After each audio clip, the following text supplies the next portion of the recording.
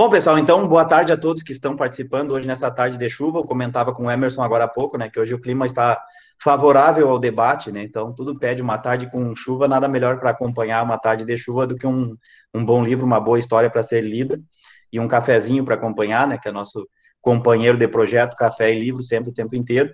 É, Antes de iniciar, falar um pouquinho da escolha do conto, mais uma vez, vocês lembram que no nosso último encontro eu comentei que nós estávamos, de certa forma, escolhendo os contos conforme o tempo vai passando, e nós estamos tendo a sorte, talvez, dos eventos que têm acontecido trazerem à tona discussões que são úteis aqui para o debate. E, mais uma vez, aconteceu um fato durante as semanas passadas aí que instigou a leitura do conto que a gente vai ler hoje, que é O Homem que Sabia Javanês. Eu já estava com esse conto pensado para trazer para o café há muito tempo, mas sob a ótica das fake news, porque não deixa de ser uma situação fake que o personagem cria ali. Mas ainda parece que faltava um detalhe para poder trazer essa história, tanto que na última semana, como eu falei para vocês, nós fomos agraciados aí com a Semana do Orgulho no GEDS, e que trouxe um outro tema para o debate, então O Homem que Sabia Javanês foi ficando meio que na prateleira ali. E ocorreu todo aquele evento com a nomeação do novo ministro da Educação, que foi nomeado ministro, foi aclamado como um currículo excelente, e depois que se foi verificar o currículo do agora ex-ministro, né, verificou-se que muitas das informações que ele divulgava como sendo da sua formação eram falsas. Acabou que o doutorado ele não concluiu, o pós-doutorado se resumiu a uma pequena pesquisa que não se configurava como pós-doutorado, o próprio mestrado foi colocado em questão, né? Então, a gente decidiu, acho que agora é o momento, então, de trazer para vocês O Homem que Sabia Javanês, que vai contar uma história parecida de um personagem que forja informações do currículo para obter vantagem, né? Então, eu vou falar antes da gente começar com o debate propriamente dito, eu vou apresentar para vocês a biografia do Lima Barreto. Deixa eu só fazer a apresentação da tela aqui.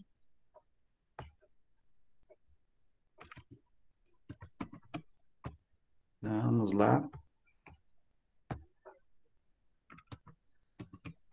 Só confirmem para mim se está aparecendo para vocês na tela aí. Apareceu? Tá, então essa foto que vocês veem aí com essa citação é do nosso autor de hoje, o Lima Barreto. Essa foto, inclusive, ela já é de uma segunda fase da vida do Lima Barreto, em que ele já tinha passado por alguns problemas, já tinha sido internado em hospícios à época, então ele passou por alguns problemas de saúde, que foi basicamente mais para o fim da vida dele ali. Então essa foto é daquela época, ele tem um olhar aqui mais sério, mais compenetrado. Se vocês pesquisarem imagens do Lima Barreto no Google, aí na internet, vocês vão encontrar outras, inclusive com ele com um ar mais sadio e vestido de outra maneira. Mas eu gosto mais dessa imagem dele. Então, acho que tem mais a ver com a escrita, mais a ver com as histórias que ele conta.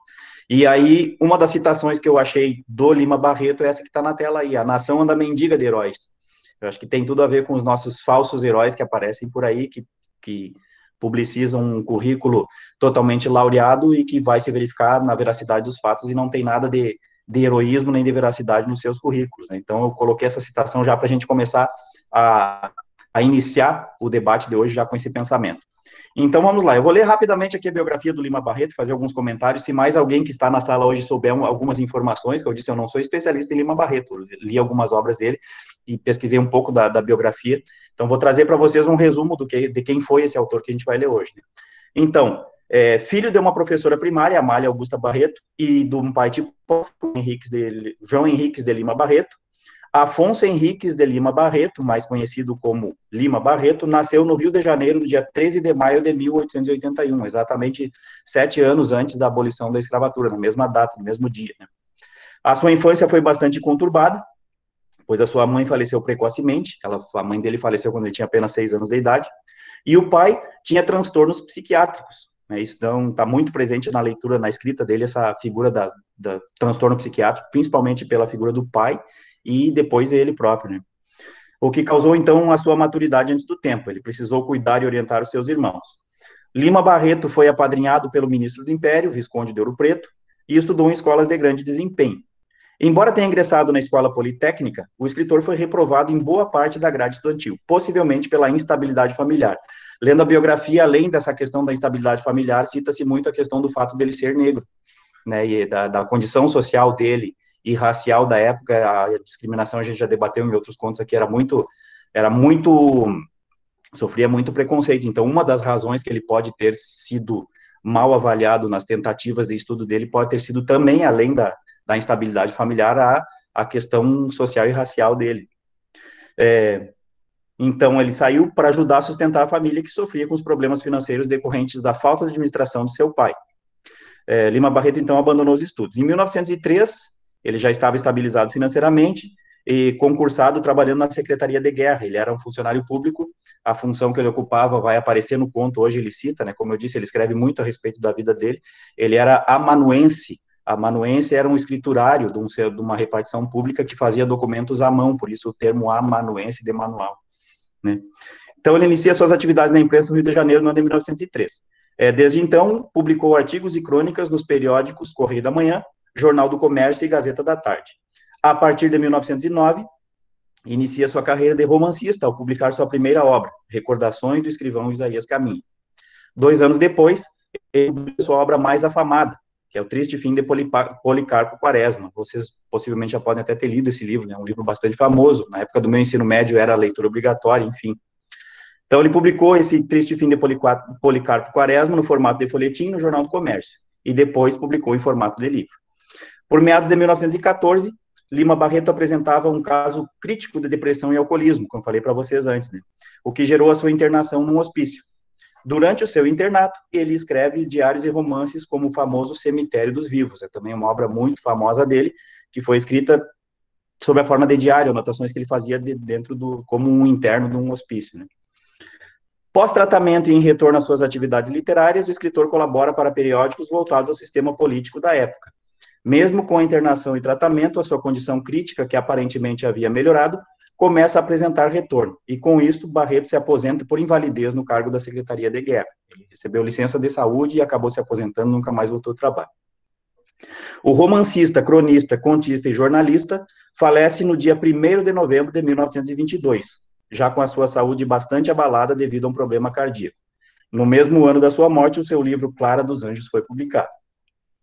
As suas obras possuem um grande teor de criatividade e estilística e passeiam por diversos níveis artísticos e literários, dos mais simples panfletos aos mais célebres romances, e muitas delas são publicadas póstumamente. Lima Barreto tornou-se, através da sua marcante escrita, temas em debate sobre a sociedade brasileira e objeto de pesquisa de nomes que são referências em muitas áreas. Entre eles estão Nicolau Shevchenko, Antônio Cândido, Antônio Arnone Prado, Osman Lins, Beatriz Rezende, Alfredo Bozzi e Lilia Schwartz. Bem, algumas das obras deles, então, não vou ler todas aqui, mas as mais conhecidas, né? Recordações do Escrivão Isaías Caminha, Triste Fim de Policarpo Quaresma, As Aventuras do Dr. Bogoloff, Vida e Morte de M.J. Gonzaga de Sá, Os Busundangas, Clara dos Anjos, esse é bastante conhecido também, Diário Íntimo, Feiras e Mafuás, Cemitério dos Mortos e muitos outros, tá? Não vou ler todos, senão a gente vai andar muito tempo. Fora isso, essas informações que estão na biografia aqui, para entender também um pouco da escrita, ele era tido como um crítico da Primeira República. Então, ele viveu a infância com a abolição da escravatura e proclamação da República, e os primeiros anos da escrita dele, ele já estava no momento da República em que os ideais republicanos estavam começando a se mostrar não tão, digamos assim, um tanto quanto não ideais como eram proclamados. Ele percebeu que os mesmos vícios da monarquia permaneciam na República. Essa tentativa dele de escrita, ele tentou ser membro da academia, ele pleiteou uma vaga na ABL por 3 vezes, e nenhuma das 3 vezes ele foi aceito. Na última, inclusive, ele desistiu da candidatura. Ele não conseguia frequentar esse círculo da elite acadêmica, mas por conta disso ele mantinha muitos relacionamentos com outros escritores que eram marginalizados assim como ele. Ele fundou revistas, participou de periódicos, como a gente leu ali, e também ele tentou fundar a Academia dos Novos, que seria uma academia à parte da Academia Brasileira de Letras, mas esse projeto ele não conseguiu levar adiante, né? Dentre as obras, e isso tem a ver muito com o que a gente vai ler hoje, ele satirizou muito o desejo da época de ser doutor. A sociedade brasileira tinha aquela paranoia de querer se apresentar como uma pessoa importante na figura do doutor. Então, muitos dos contos que ele fala têm essa pegada, como esse que nós vamos ler hoje, do Homem que Sabia Javanês, do currículo falso e da pessoa que quer ser doutor, né? E essa mania nacional de querer ser doutor, a gente vai ver que não é uma exclusividade lá do início do século XX. né? Ainda essa semana nós tivemos aí ontem, acho que foi o evento ali daquele casal na frente do fiscal dizendo, cidadão não, ele é um engenheiro. Então, como uma pessoa coloca a posição social à frente, né? Então, ele era um dos críticos desde aquela época dessa mania nacional de querer se apresentar como doutor. Tá bem, pessoal? Alguma informação que eu tenha esquecido de falar aqui, depois, se mais alguém tiver mais conhecimento da vida e da obra do Lima Barreto, por favor, a gente pode colocar no debate. Tá, então, esse é o autor que nós vamos ler hoje. Eu acho que eu posso passar a leitura do conto, então. Vamos fazer como nos encontros anteriores. Eu vou primeiro ler o conto para vocês. Quem não teve oportunidade de ler com antecedência, acompanha a leitura agora e depois a gente abre para o debate, tá bem? O Homem que Sabia Javanês, de Lima Barreto. Vamos lá. Em uma confeitaria, certa vez, ao meu amigo Castro, contava eu as partidas que havia pregado, as convicções e as respeitabilidades para poder viver. Houve mesmo uma dada ocasião, quando estive em Manaus, em que fui obrigado a esconder a minha qualidade de bacharel, para mais confiança obter dos clientes, que afluíam ao meu escritório de feiticeiro, e adivinho. Contava eu isso. O meu amigo ouvia-me calado, embevecido, gostando daquele meu Gil Blas vivido, até que em uma pausa da conversa, ao esgotarmos os copos, observou a esmo. Tens levado uma vida bem engraçada, Castelo. Só assim se pode viver. Isto de uma ocupação única, sair de casa a certas horas, voltar a outras, aborrece, não achas? Não sei como me tenho aguentado lá no consulado. Cansa-se. Mas não é disso que me admiro. O que me admira é que tenhas corrido tantas aventuras aqui, nesse Brasil imbecil e burocrático. Qual? Aqui mesmo, meu caro Castro, se pode arranjar belas páginas de vida. Imagina tu que eu já fui professor de javanês. Quando? Aqui, depois que voltaste do consulado? Não, antes. E, por sinal, fui nomeado cônsul por isso. Conta lá como foi. Bebes mais cerveja? Bebo. Mandamos buscar mais outra garrafa, enchemos os copos e continuei. Eu tinha chegado havia pouco ao Rio. Estava literalmente na miséria. Vivia fugido de casa de pensão em casa de pensão, sem saber onde e como ganhar dinheiro, quando li no Jornal do Comércio o anúncio seguinte: precisa-se de um professor de língua javanesa, cartas, etc. Ora, disse cá comigo, está ali uma colocação que não terá muitos concorrentes. Se eu capiscasse 4 palavras, ia apresentar-me. Saí do café e andei pelas ruas, sempre a imaginar-me professor de javanês, ganhando dinheiro, andando de bonde e sem encontros desagradáveis com os cadáveres. Insensivelmente, dirigi-me à Biblioteca Nacional. Não sabia bem que livro iria pedir, mas entreguei o chapéu ao porteiro, recebi a senha e subi. Na escada, acudiu-me pedir a grande enciclopédia, letra J, a fim de consultar o artigo relativo a Java e à língua javanesa. Dito e feito. Fiquei sabendo, ao fim de alguns minutos, que Java era uma grande ilha do arquipélago de Sonda, colônia holandesa, e o javanês, língua aglutinante do grupo malio-polinésico, possuía uma literatura digna de nota e escrita em caracteres derivados do velho alfabeto hindu. A enciclopédia dava-me indicação de trabalho sobre a tal língua malaia e não tive dúvidas em consultar um deles. Copiei o alfabeto, a sua pronunciação figurada e saí. Andei pelas ruas, perambulando e mastigando letras. Na minha cabeça dançavam hieróglifos. De quando em quando consultava as minhas notas. Entrava nos jardins e escrevia estes calungas na areia para guardá-los bem na memória e habituar a mão a escrevê-los. À noite, quando pude entrar em casa sem ser visto, para evitar indiscretas perguntas do encarregado, ainda continuei no quarto a engolir o meu ABC malaio. E com tanto afinco levei o propósito que de manhã o sabia perfeitamente. Convenci-me que aquela era a língua mais fácil do mundo e saí. Mas não tão cedo que não me encontrasse com o encarregado dos aluguéis dos cômodos. Senhor Castelo, quando saiu da sua conta? Respondi-lhe então eu com a mais encantadora esperança. Breve, espere um pouco, tenha paciência. Vou ser nomeado professor de javanês e... Por aí o homem interrompeu-me. Que diabo vem a ser isso, senhor Castelo? Gostei da diversão e ataquei o patriotismo do homem. É uma língua que se fala lá pelas bandas do Timor. Sabe onde é? Oh, alma ingênua. O homem esqueceu-se da minha dívida e disse-me com aquele falar forte dos portugueses. Eu, cá por mim, não sei bem, mas ouvi dizer que são umas terras que temos lá para os lados de Macau. E o senhor sabe isso, senhor Castelo. Animado com essa saída feliz que me deu o javanês, voltei a procurar o anúncio. Lá estava ele. Resolvi animosamente propor-me ao professorado de idioma oceânico. Redigi a resposta, passei pelo jornal e lá deixei a carta. Em seguida, voltei à biblioteca e continuei os meus estudos de javanês. Não fiz grandes progressos nesse dia. Não sei se por julgar o alfabeto javanês o único saber necessário a um professor da língua malaia, ou se por ter me empenhado mais na bibliografia e história literária do idioma que eu ia ensinar. Ao cabo de 2 dias, recebia eu uma carta para ir falar ao Dr. Manuel Feliciano Soares Albernaz, barão de Jacuecanga, a rua Conde do Bonfim. Não me recordo bem o número. E preciso não te esqueceres que, entre mentes, continuei estudando o meu malaio, isto é, o tal javanês. Além do alfabeto, fiquei sabendo o nome de alguns autores. Também perguntar e responder, como está o senhor? E 2 ou 3 regras de gramática. Lastrado todo esse saber com 20 palavras do léxico. Não imaginas as grandes dificuldades com que lutei para arranjar os 400 réis da viagem. É mais fácil, pode ficar certo, aprender o javanês. Fui a pé. Cheguei suadíssimo. E, com maternal carinho, as anosas mangueiras que se perfilavam em alameda diante da casa do titular me receberam, me acolheram e me reconfortaram. Em toda a minha vida foi o único momento em que cheguei a sentir a simpatia da natureza. Era uma casa enorme que parecia estar deserta. Estava maltratada, mas não sei por que me veio pensar que nesse maltratamento havia mais desleixo e cansaço de viver que mesmo pobreza. Devia haver anos que não era pintada. As paredes descascadas e os virais do telhado daquelas telhas vidradas de outros tempos estavam desguarnecidos aqui e ali, como dentaduras decadentes ou mal cuidadas. Olhei um pouco o jardim e vi a pujança vingativa com que a tiririca e o carrapicho tinham expulsado os tinhorões e as begônias. Os crótons continuavam, porém, a viver com a sua folhagem de cores mortiças. Bati. Custaram-me abrir.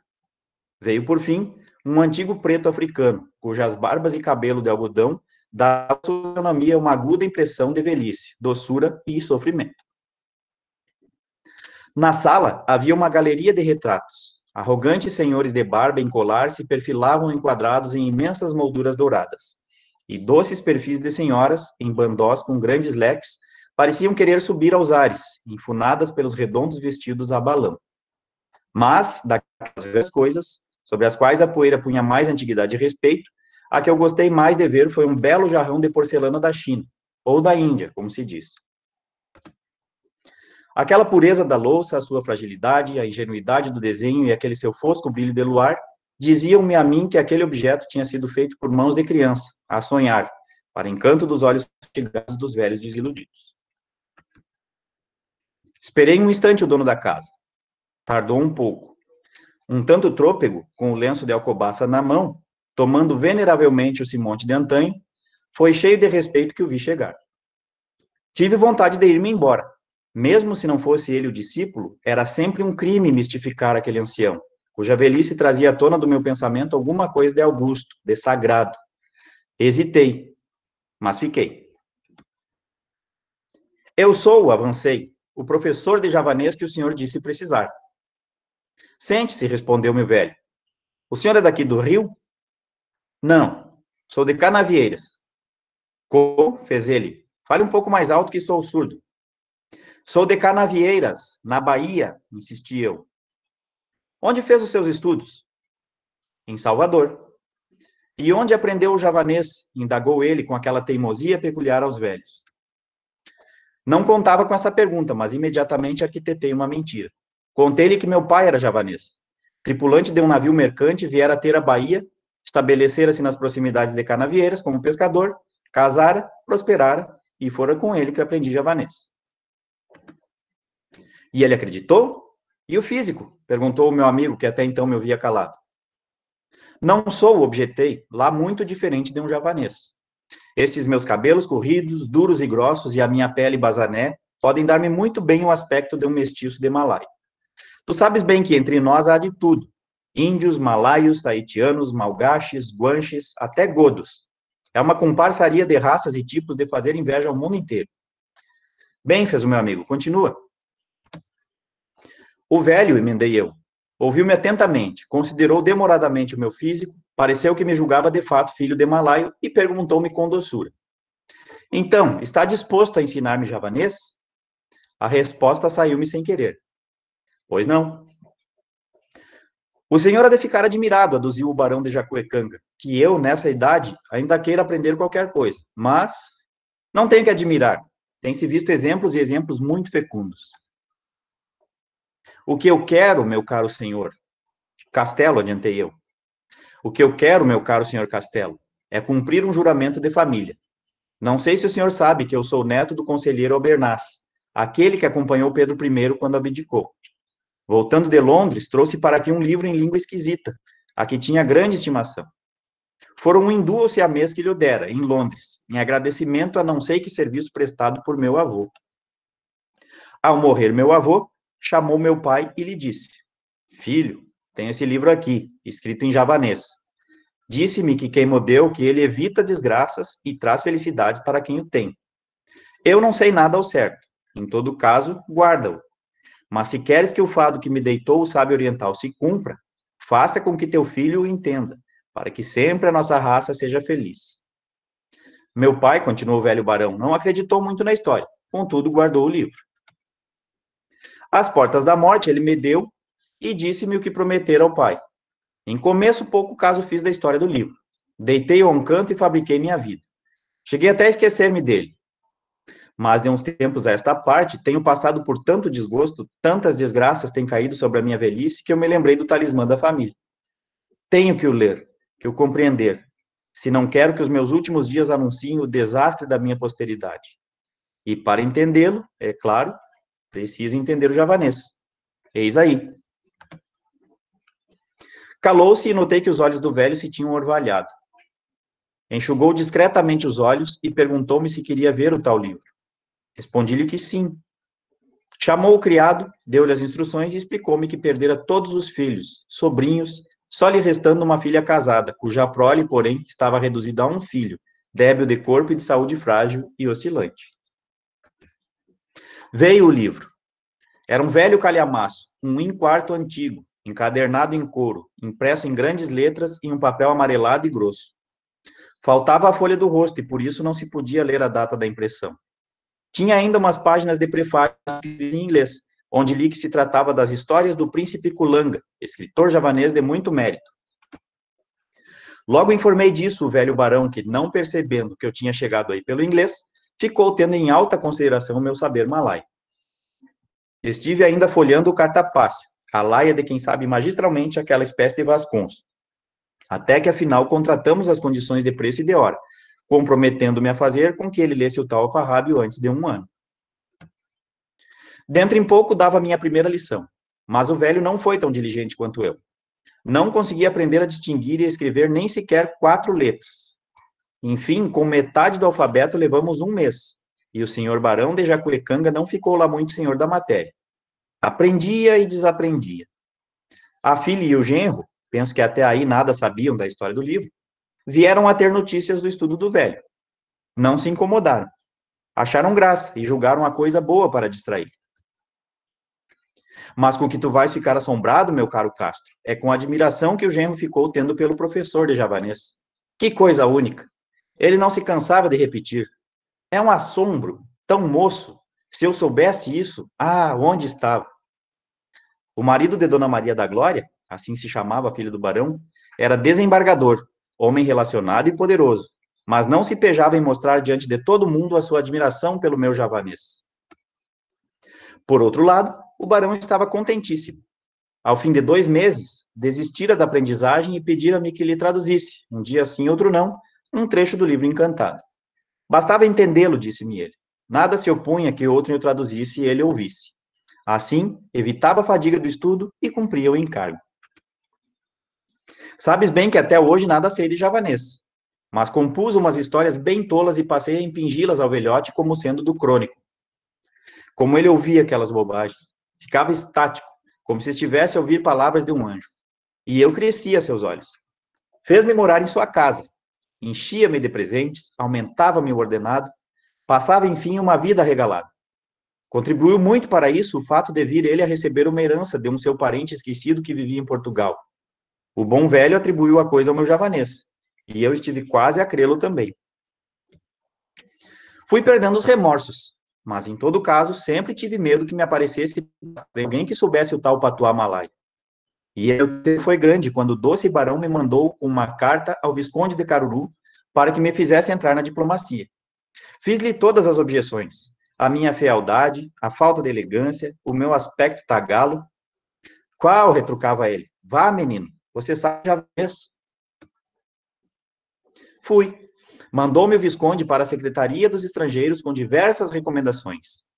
Foi um sucesso. O diretor chamou os chefes da seção. Vejam só, um homem que sabe javanês, que portento. Os chefes de seção levaram meus oficiais e amanuenses, e houve um desses que me olhou mais com ódio do que com inveja ou admiração. E todos diziam: então, sabe javanês? É difícil? Não há quem o saiba aqui. O tal amanuense, que me olhou com ódio, acudiu então. É verdade, mas eu sei Kanak. O senhor sabe? Disse-lhe que não, e fui à presença do ministro. A alta autoridade levantou-se, pôs as mãos às cadeiras, consertou o pincenês no nariz e perguntou: então, sabe javanês? Respondi-lhe que sim. E a sua pergunta, onde eu tinha aprendido com a história do tal pai javanês. Bem, disse meu ministro, o senhor não deve ir para a diplomacia. O seu físico não se presta. O bom seria um consulado na Ásia ou Oceania.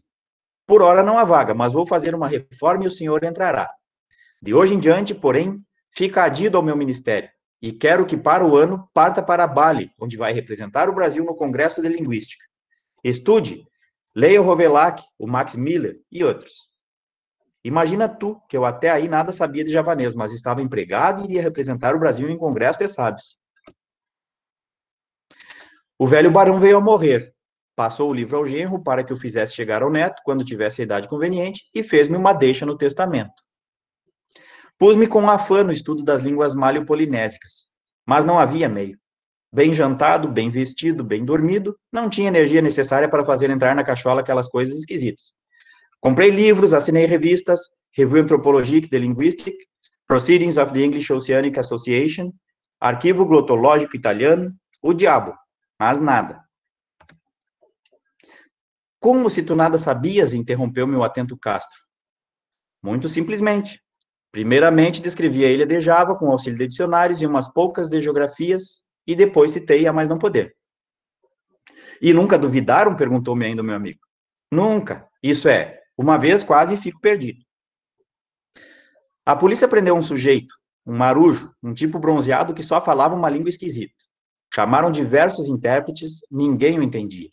Fui também chamado, com todos os respeitos que a minha sabedoria merecia, naturalmente. Demorei-me em ir, mas fui afinal. O homem já estava solto, graças à intervenção do cônsul holandês, a quem ele se fez compreender com meia dúzia de palavras holandês. E o tal marujo era javanês. Uf! Chegou, enfim, a época do congresso, e lá fui para a Europa. Que delícia! Assisti à inauguração e às sessões preparatórias. Inscreveram-me na sessão do Tupi-Guarani e eu abalei para Paris. Antes, porém, fiz publicar no Mensageiro de Bali o meu retrato, notas biográficas e bibliográficas. Quando voltei, o presidente pediu-me desculpas por me ter dado aquela sessão. Não conhecia os meus trabalhos e julgara que, por ser eu americano-brasileiro, me estava naturalmente indicada a sessão do Tupi-Guarani. Aceitei as explicações e até hoje ainda não pude escrever as minhas obras sobre o javanês, para lhe mandar conforme prometi. Acabado o congresso, fiz publicar extratos do artigo do Mensageiro de Bali em Berlim, em Turim e Paris, onde os leitores das minhas obras me ofereceram um banquete, presidido pelo senador Goró. Custou-me toda essa brincadeira, inclusive o banquete que me foi oferecido, cerca de 10 mil francos, quase toda a herança do crédulo e bom barão de Jacuecanga. Não perdi meu tempo nem meu dinheiro, passei a ser uma glória nacional, e ao saltar no Cais Faru, recebi uma ovação de todas as classes sociais, e o presidente da República, dias depois, convidava-me para almoçar em sua companhia. Dentro de 6 meses, fui despachado cônsul em Havana, onde estive 6 anos e para onde voltarei, a fim de aperfeiçoar os meus estudos das línguas da Malásia, Melanésia e Polinésia. É fantástico, observou Castro, agarrando o copo de cerveja. Olha, se não fosse estar contente, sabe o que eu ia ser? O quê? Bacteriologista eminente. Vamos? Vamos.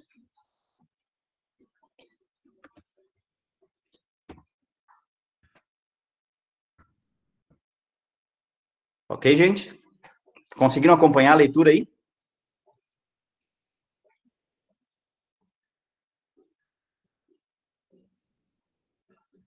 Alguém respondeu sim aqui? Emily, então vamos lá.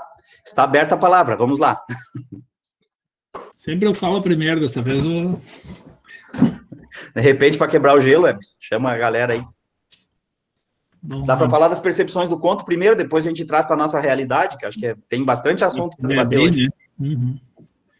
Esse conto, ele era muito comum em concursos e vestibulares, eu acho. Teve um período ali que era bem usada essa obra. Uhum.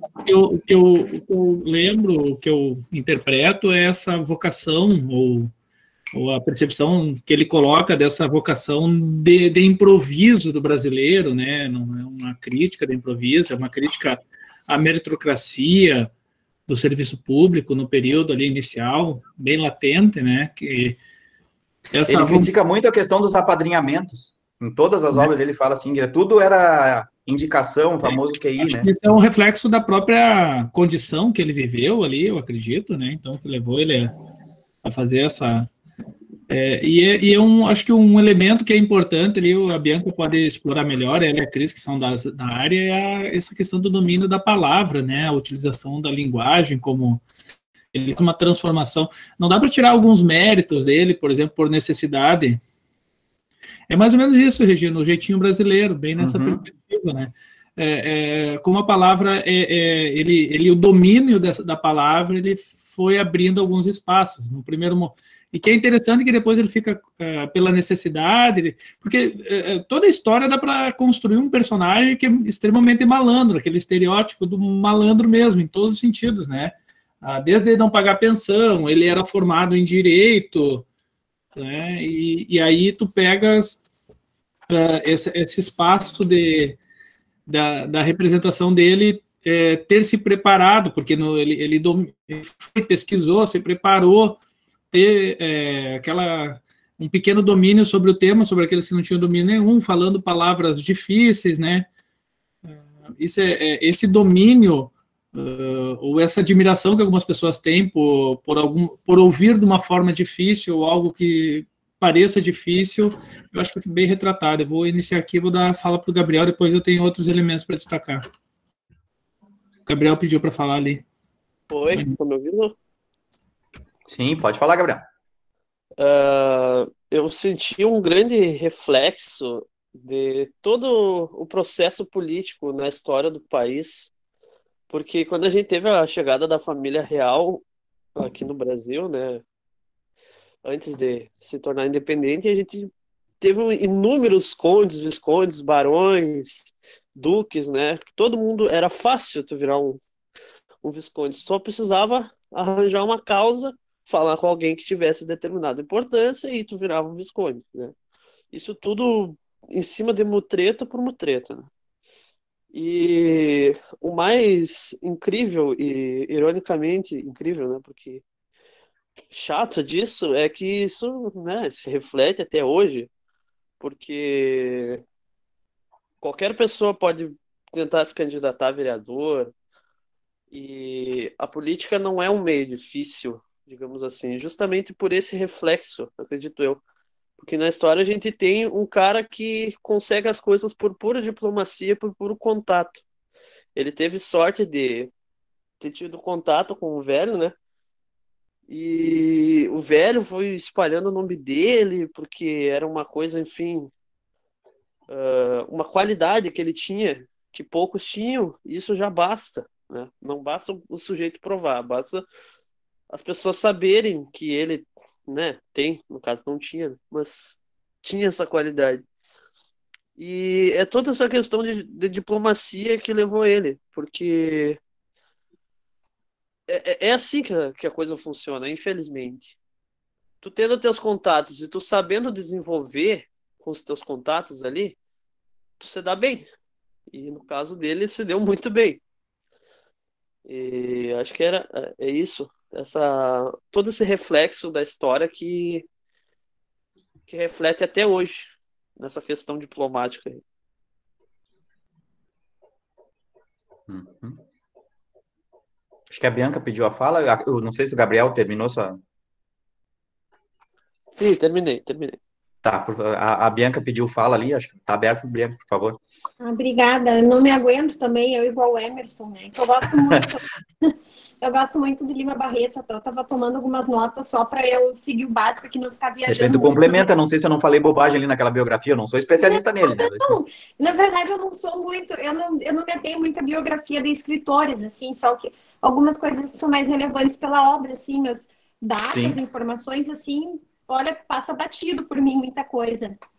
Na verdade, aquilo que o Emerson falou da questão da palavra e a Cris, as outras pessoas da área também, se puderem contribuir, ele fala muito, na verdade, o que ele fala é que quem domina a palavra tem o poder.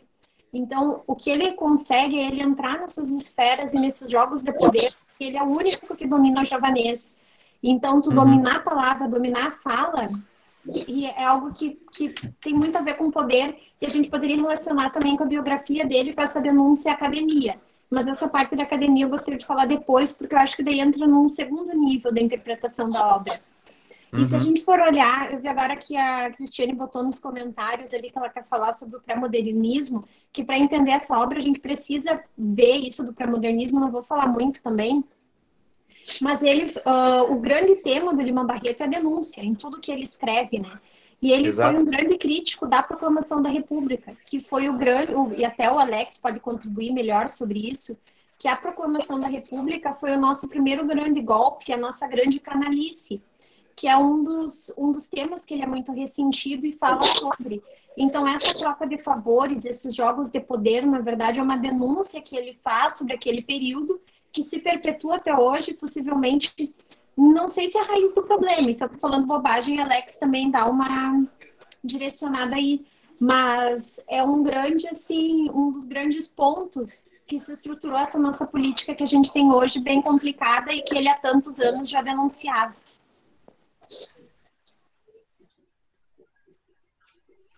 Inclusive, como eu disse, na biografia ele fala da decepção dele com a República, né? Que tem uma passagem que, na verdade, não é um conto. Eu encontrei uma passagem nos escritos dele no verso de um conto, que é o Traidor, o conto que deu origem ao Policarpo Quaresma. Ele fala lá que ele lembra aos 7 anos da idade da abolição da escravatura, né, que foi festa, teve desfile nas ruas, ele viu a princesa Isabel, mas que depois ele, na vida mais adulta, ele percebeu como aquele ideal não se conquistou, né, que os negros libertos pela Lei Áurea continuavam escravos, só que de uma outra maneira, né, que não houve uma forma de acolhimento dessas pessoas após a abolição. Ele denuncia muito no livro, nessa biografia, a questão do racismo que deixou de ser a escravidão e passou a ser as teorias eugenistas, que eram pautadas pela ciência, inclusive, de que os negros, pardos ou outras raças eram tidos como inferiores, né? E que essa inferioridade racial era condição para crimes, condição para ser criminoso, para ser, enfim, toda espécie de má conduta e má comportamento. Essa teoria eugenista tentava provar que era uma questão racial também. Então, ele denuncia isso também na obra, né, que era a passagem de uma escravidão documental para uma escravidão, digamos, de uma outra maneira. Eles continuavam à margem da sociedade e a ciência da época tentava provar que eles estavam certos, né, que por ser de uma outra raça, eles eram inferiores. Posso falar um pouquinho sobre o pré-modernismo, assim, para poder entender um pouquinho, tem essa questão do contexto histórico todo, mas tem também a questão da literatura mesmo, da escola literária, do movimento literário. O pré-modernismo, ele sofreu um pouco de preconceito, né, de alguns estudiosos dentro da literatura, porque tem alguns teóricos da literatura que eles não consideram o pré-modernismo como uma escola literária. E aí, por isso que talvez seja essa questão do Lima Barreto ser uma escrita ímpar, e essa comparação que o Jairo fez, muito ligado ao Machado de Assis e ao realismo. Inclusive, tem o Alfredo Bozzi, que é um dos grandes teóricos da literatura brasileira, que ele diz que a escola, ela é meio que neorrealista mesmo. Então, talvez seja por isso que ele ache, né, que tem muito de realismo, e tem mesmo. Ele é vamos dizer assim, um caso à parte, né? dentro da literatura, e não é assim como nós temos o realismo, o romantismo, o simbolismo, o parnasianismo, o modernismo, que tu consegue caracterizar aquele grande grupo de autores dentro de determinadas características, mesmo o modernismo, que é diverso, mas pelo menos tu consegue naquela diversidade compreender, né, vamos dizer assim, um movimento literário. O pré-modernismo, ele ficou naquele vácuo ali entre, né, o simbolismo e o modernismo, né, entre 1902 e 1922, então ficou o que se estabeleceu denominado pré-modernismo. Então tem alguns que nem chamam de pré-modernismo, se tu vai estudar as outras literaturas dos outros países, europeias, não tem pré-modernismo, né, eles há um simbolismo já direto, né, vamos dizer assim, quase que para um modernismo, não tem o que nós caracterizamos aqui.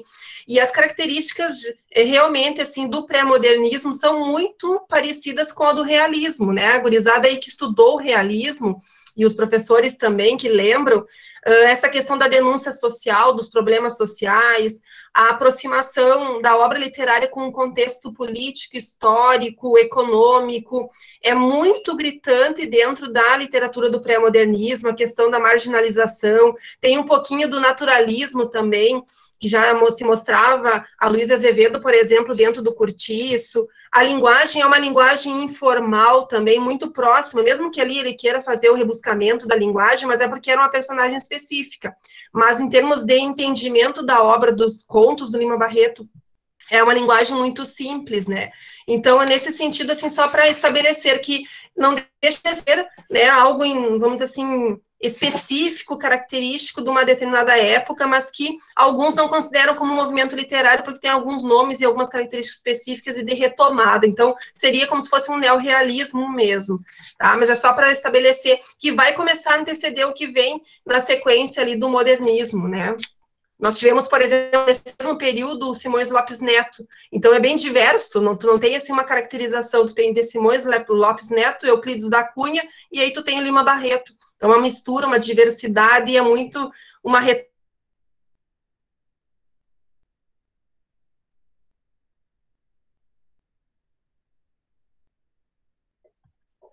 Alô? Não sei se não caiu a minha internet aqui, alguém? Não, tá ok. Tá, que deu um silêncio repentino aqui no meu PC, eu achei que tinha caído. A gente não ouviu o final, Cris. O final não deu para ouvir, Cris.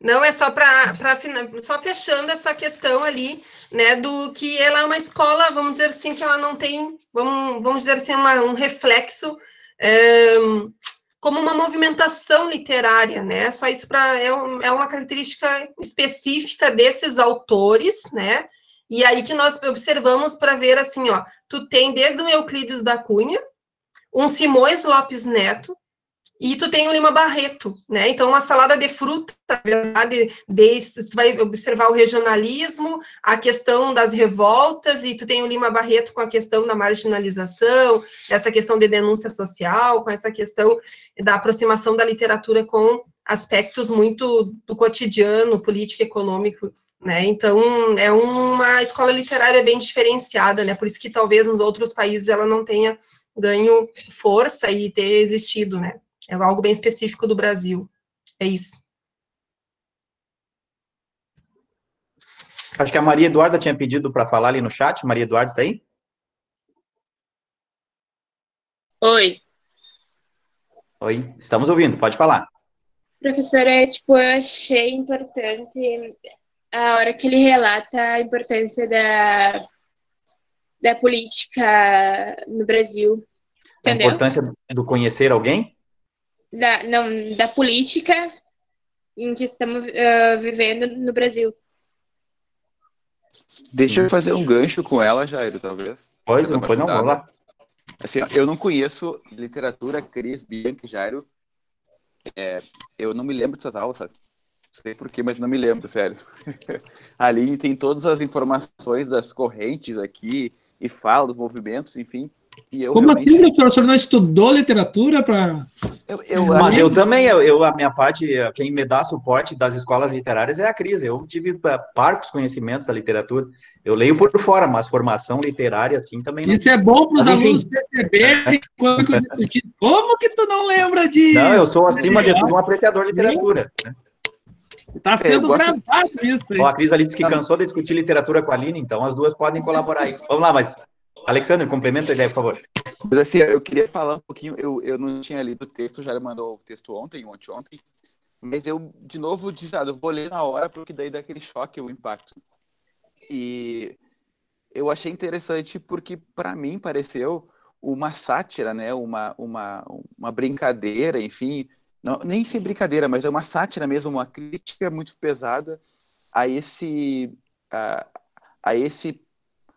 essa política brasileira, no sentido negativo da palavra agora, de tomar lá da cá, de ajuda, enfim. Ele tem uma frase que ele diz, né? Imagina eu que não sei uma palavra em javanês e vou representar o Brasil no encontro... Num congresso internacional. Tamanho, que ele diz assim, ó, e aí ele tá rindo disso, né? E aí a Cris puxou e a Bianca também puxaram, eu achei bem interessante, porque quando a República surge, ela surge justamente fazendo uma crítica muito ferrenha a essa política dos liberais e dos conservadores, em que as pessoas recebiam um título porque emprestavam dinheiro, porque tinham poder, ou porque faziam parte de uma família importante. E, teoricamente, a República, ela se configura como uma coisa pública, ou seja, ela é de todo mundo, ela não está na mão de uma única família ou de de uma única perspectiva.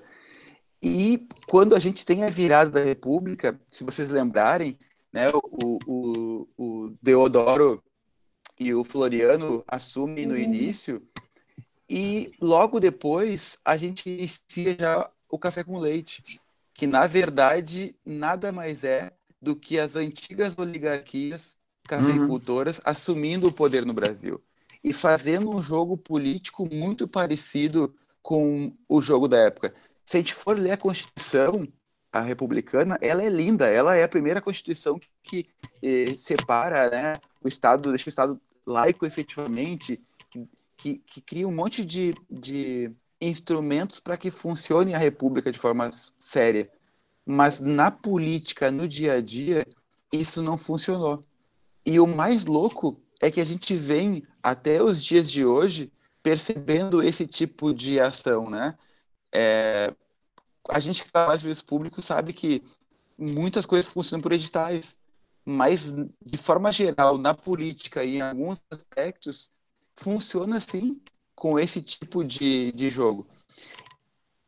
E eu acho que o autor faz uma coisa, não sei, a minha leitura, eu sempre bato muito, Jair, com os alunos, que é importante saberem falar, né? O se posicionar, o convencer as pessoas, o defender uma ideia, enfim, assim por diante. E eu acho que de alguma forma também dá para ler por esse aspecto. Ele tem uma grande virtude, que é ser um cara articulado. Eu fico imaginando assim, ó, pensa em vocês todos aqui, ó, professor Emerson, o senhor que me criticou ali, reconheceu uma fraqueza minha de formação. Cara, se eu pegasse um livro com a introdução em inglês, para mim é igual javanês.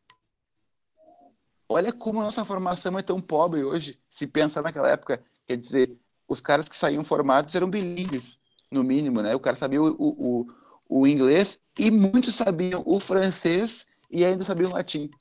Então, assim, quer dizer, se for comparar também com a questão de conhecimento, eu não conseguiria nem fazer isso que o cara fez.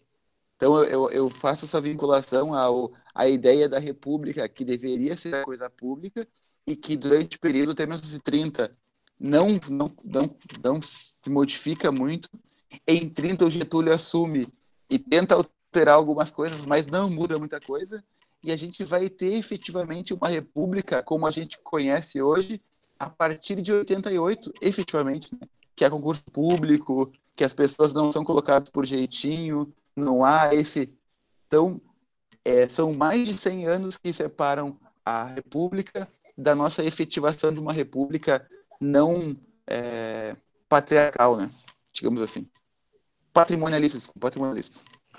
Eu vou fazer um adendo à tua fala, Alexandre, assim, ó, mas existe ainda aquele mesmo percentual da época, continua agora saindo aprendendo latim, francês, inglês, são aqueles mesmos daquela época, são os que saem com essa formação hoje, né? aquele mesmo percentual de pessoas aí, nós temos que analisar quais eram os que se formavam naquela época e esses que têm acesso a essa formação, né, quanto à educação a hoje. Então, mas foi mais né? Só para colaborar um pouquinho com essa questão do poder da linguagem, né? Um dos teóricos da minha área, um professor da USP lá, o professor Rajagopalan, indiano, ele trata a língua inglesa como uma commodity. O Emerson pode me ajudar aí no termo commodity, né? O que significa, né? Os detentores da commodity de língua inglesa. Então, só para fomentar um pouco mais o nosso assunto aqui, né? Da questão do poder que tem o falar bem, o dito falar bem, e o conhecer outras línguas, né, como se se coloca numa posição, às vezes, de dominância por ter um saber que o outro não tem. Eu acho que o Gabriel tinha pedido para falar ali, né, no chat, agora que eu vi. Por favor, Gabriel. Opa, tudo bem? Estão me ouvindo? Sim, pode falar. Um ponto que eu achei interessante, que dá para a gente fazer uma ligação, que hoje em dia ainda existe, é quando ele vai representar o Brasil lá no exterior, e colocam ele na sessão errada, por assim dizer, que é do Tupi-Guarani. Sim. Isso é um dos estereótipos brasileiros que ainda existem hoje em dia, como, por exemplo, tem diversos vídeos assim na internet de o que os gringos pensam sobre o Brasil, e em diversos deles eles acham que o brasileiro fala espanhol, por exemplo. Tem até um episódio dos Simpsons, onde eles vêm para o Brasil e fazem até uma piada que o Bart está estudando espanhol, mas a língua falante aqui é o português. E isso foi um ponto que eu achei bem interessante, que ainda dá para fazer uma ligação com os dias de hoje, no caso. E essa questão do Tupi-Guarani, só para falar um pouquinho da obra do Lima Barreto, né? Para quem leu O Triste Fim de Policarpo Quaresma, ele era um nacionalista que pregava que o Tupi-Guarani tinha que ser a língua nacional, né? Então, tem muito essa questão da intertextualidade dentro do próprio Lima Barreto. Ele menciona várias vezes, como eu falei antes, a profissão amanuense, ele menciona em vários contos, em várias obras, e essa questão do Tupi-Guarani também aparece em mais de uma obra dele. Interessante era que no Paraguai, por exemplo, o Guarani é a segunda língua oficial, né? Ou, enfim, é uma língua oficial também aceita, e no Brasil nós apagamos completamente. Até na Argentina, aqui é a região nordeste da Argentina, eles também falam e aceitam em algumas atividades o Guarani. E aí tem um fato curioso a respeito da língua, né? Se vocês lembram uma Copa do Mundo que os jogadores do Paraguai se comunicavam em Guarani dentro de campo para os adversários não entenderem, que é uma língua que só eles entendiam, né? Aí eles demonstraram que uma língua que foi marginalizada acabou sendo um fator de poder dentro de campo. Eles conseguiam se comunicar numa língua que ninguém mais sabia, né? Só para fazer um comentário a respeito da língua Guarani aí. Voltando a que tu te referi agora, o aspecto da commodity, né, a questão do inglês que tu havia colocado e o domínio, isso também faz, bem como tu colocou, o que é uma commodity, para quem foi meu aluno sabe, já expliquei, ou deveria saber, né, ou deveria lembrar, né,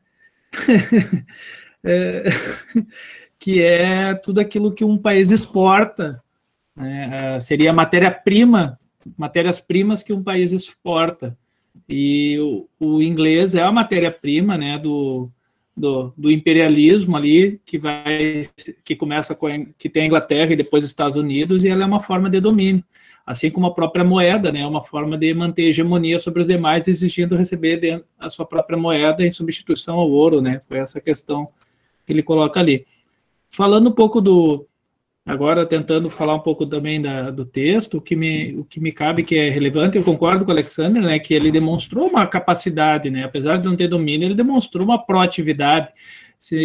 Quem participou do Cine Campus ali vai lembrar, né, que o cara tem que se utilizar dos mecanismos que ele tem acesso, né, aquela ética capitalista ali que nós discutimos naquele filme do Cine Campus, Fome de Poder. Quem participou vai lembrar um pouquinho disso. O Alexandre e eu estávamos presentes.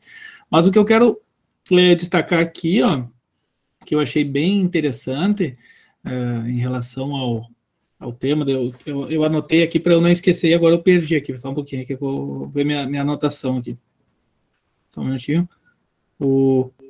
Cara, eu esqueci o que estudei no ensino médio, esqueci o que tu anotou agora. Viu? Não, é que eu tenho um monte de anotação aqui. Olha aqui. Então, eu tenho um monte de anotação, deixa eu ver aqui. Vamos lá. Mas que dedicado, Emerson. Não, mas eu tento me achar, senão eu não sei o que eu vou falar. Acontece que acabou de acontecer agora, né? Eu perdi minha fala, né? Eu perdi meu ponto de fala. Só me dá um minutinho que eu vou me reencontrar aqui. Eu falei numa...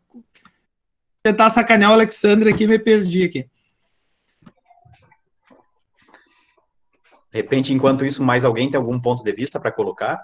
Nós não chegamos nos dias atuais, né, que foi o que motivou a escolha do conto. Daqui a pouco a gente vai começar a falar dos currículos falsos aí, não sei se já é o momento de falar agora. É que, como eu disse, nós estamos hoje vivendo essa...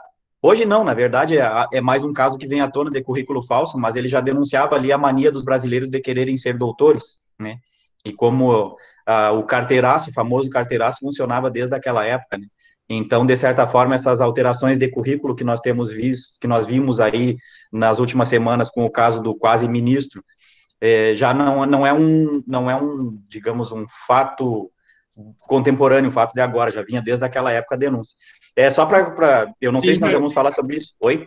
Não, só para localizar aqui, exatamente sobre a questão da meritocracia, que eu fiz uma análise em relação àquela fala que nós fizemos, nós discutimos naquele encontro que a Marta organizou com a palestrante. A professora Ana Maria Pi? Isso. E ela falou algo muito interessante sobre aquela questão do racismo estrutural. Sim. E ela colocou, por exemplo, quem que você indica para determinados postos de trabalho, né? Essa relação, e tu contextualizou agora no início. E o filme demonstra exatamente aquele network, né? Os contatos que ele vai construindo a partir de uma mentira. Ele vai construindo um conjunto de contatos, e esses contatos vão permitindo ele alcançar alguns postos, mesmo não tendo, ou só demonstrando uma pseudo-intelectualidade, né? Não apresentando um total domínio, mas os contatos dele permitiram que ele alcançasse por essa questão os acessos a alguns postos, né? Lembrando todo o percurso do autor, do Lima Barreto, mas destacando aqui esse aspecto dessas relações, como essas relações possibilitam ou não hoje alguns acessos, mesmo que com total domínio ou total... o que eu quero dizer assim agora, sendo mais claro, que é exatamente o ponto que tu coloca. Quantos ministros tem, né? Quantos ministros eles também mentiram nos seus currículos? E esse exagero do currículo deles permitiu que eles tivessem acesso aos postos de trabalho que eles têm hoje, por causa dos contatos que eles têm. Né? E é exatamente os contatos dele que permitiram que eles continuassem mesmo com essa omissão. Né?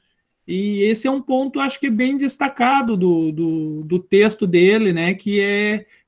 Olha só, isso foi publicado em 1911, e nós estamos em 2020, faz mais de 100 anos, e nós ainda percebemos que existem diversos castelos aqui no Brasil, né? Diversos castelos ali, por ocasiões de contatos, por ocasiões de network, vão conseguindo, ocupando alguns cargos, digamos, destacados dentro do Brasil como um todo, né, em todos os aspectos. Eu acho que isso ficou bem latente para mim na minha leitura atual. Exatamente. É só para corroborar com o que tu está dizendo aí, Emerson. Só para lembrar, eu li ele a segunda vez, o texto hoje, a terceira, li 2 vezes hoje, mas a primeira vez que eu li o texto eu tinha 15 anos, né? Então é por isso que eu falo da minha segunda interpretação. Só para corroborar com isso que tu falou aí dos networks e das figuras, né? Quando eu estava pesquisando imagens para fazer o Canva, para divulgar, eu coloquei lá o homem que sabia javanês e cliquei em imagens. Se vocês fizerem essa pesquisa no Google, vocês vão ver quantas vezes aparece a figura do ministro do Supremo ali. Eu não vou dar o nome aqui para não ficar feio, mas vocês vão saber. É um cara que ocupa uma posição de ministro do Supremo, e o currículo dele nem mestrado ele tem, já que se vai falar em meritocracia, né? Como é que ele alçou o posto de ministro do Supremo? Ele foi advogado de um partido político, prestou serviço a esse partido assumiu o poder, e há quem diga que é público e notório, né, que das relações que ele fez enquanto foi advogado do partido, ele conseguiu chegar a esse posto. Não se cogita aqui a capacidade dele como ministro, mas a questão que tu falou aí do network, né? Por isso que eu disse, é uma curiosidade, porque quando eu estava procurando imagens, apareceu, digitando lá no Google, o homem que sabia javanês, eu queria imagens do conto e do livro para poder fazer um Canva, e aparece lá várias vezes a foto desse ministro aí, né? Esse é um dos casos. Aí depois eu fui pesquisar outros casos de mentiras em currículo, até eu coloquei aqui, nós temos vários, né, dentro do governo aqui.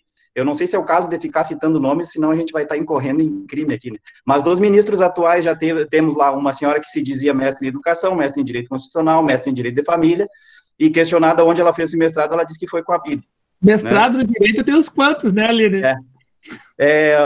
Outro que colocou que um mestre pela universidade nos Estados Unidos, e quando foi questionado, ele não colocou no Lattes, mas numa palestra ele colocou isso, e quando questionado sobre, ele disse que foi a assessoria de imprensa que colocou o erro lá.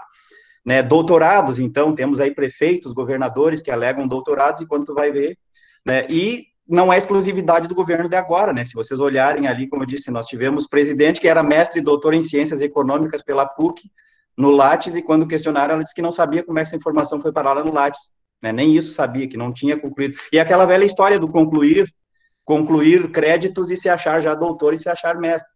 E temos vários aí, como eu falei, são políticos, são no Supremo mesmo, nós temos esse que eu citei para vocês, e mais dois ali que colocaram no currículo doutorado, e quando foram questionados, esses doutorados não existiam. É aquela velha história do fingir um currículo, do dizer que você é doutor para poder querer ser mais. Então, essa prática aí de currículo falso, ou informações falsas no currículo, ela não é exclusiva do quase ex-ministro aí, que saiu, o Decotelli, né, que foi crucificado por causa do seu currículo, mas muitos outros têm, né? Básico. Alguém coloca em inglês básico, né? Línguas, inglês básico.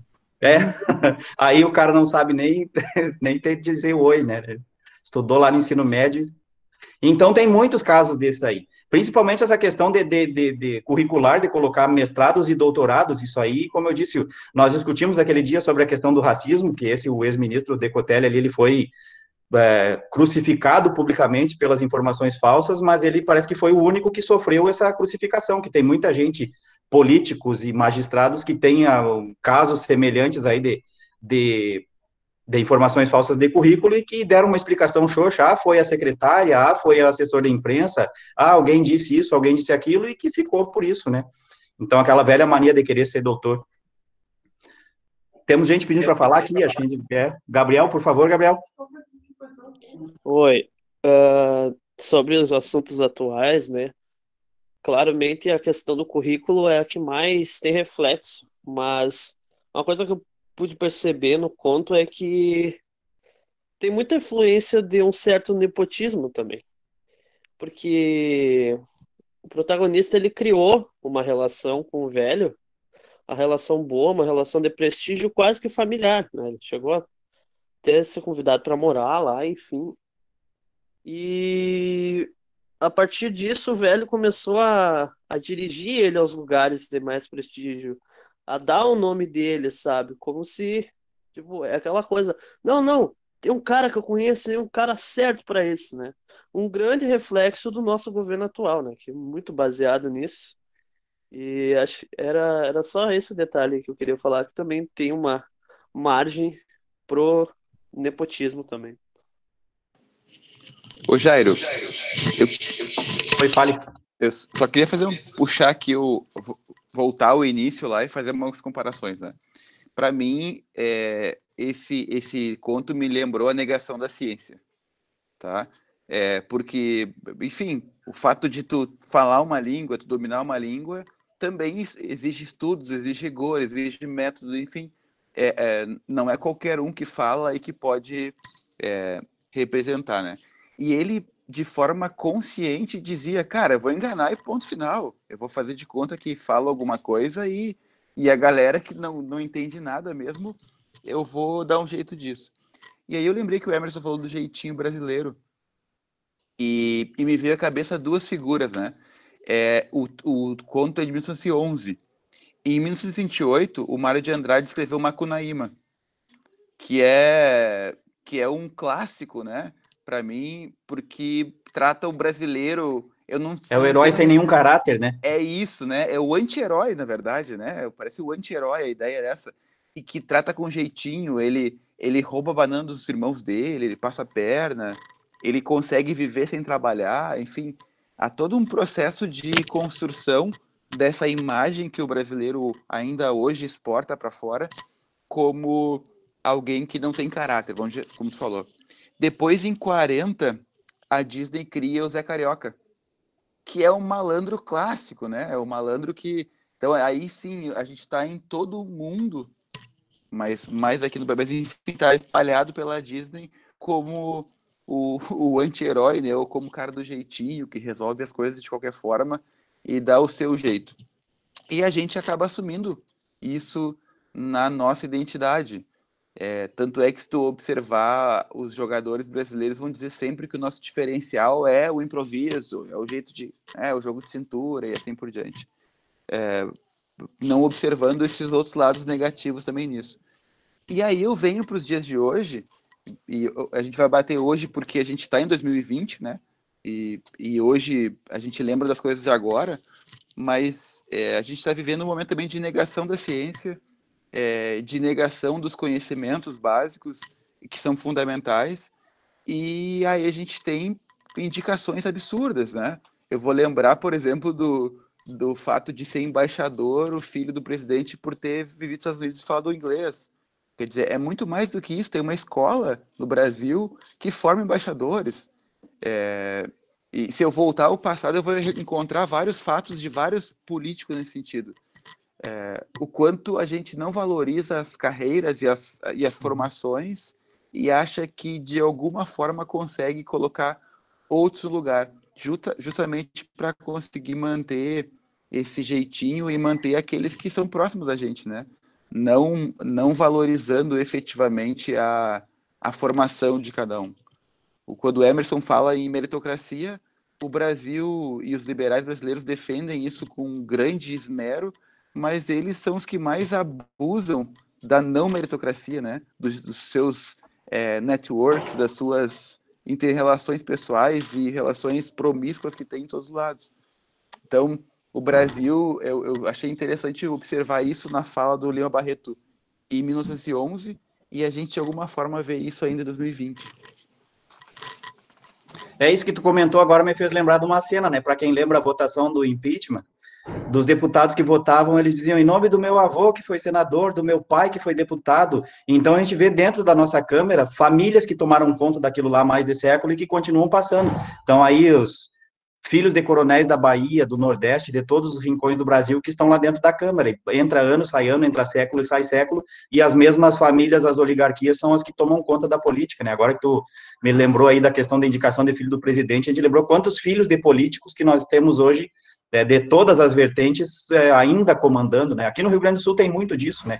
Eu recebia mensagens de SMS de um filho de um outro que foi deputado, o pai fez isso, agora o filho vai fazer aquilo. Então, eles vão passando, assim, essa herança política para os filhos, como se aquilo fosse sinal de competência, o simples fato do pai dele ter sido senador, o avô ter sido alguma coisa lá, e eles continuam nisso, e infelizmente a nossa representação política hoje está eivada de pessoas desse tipo aí, né?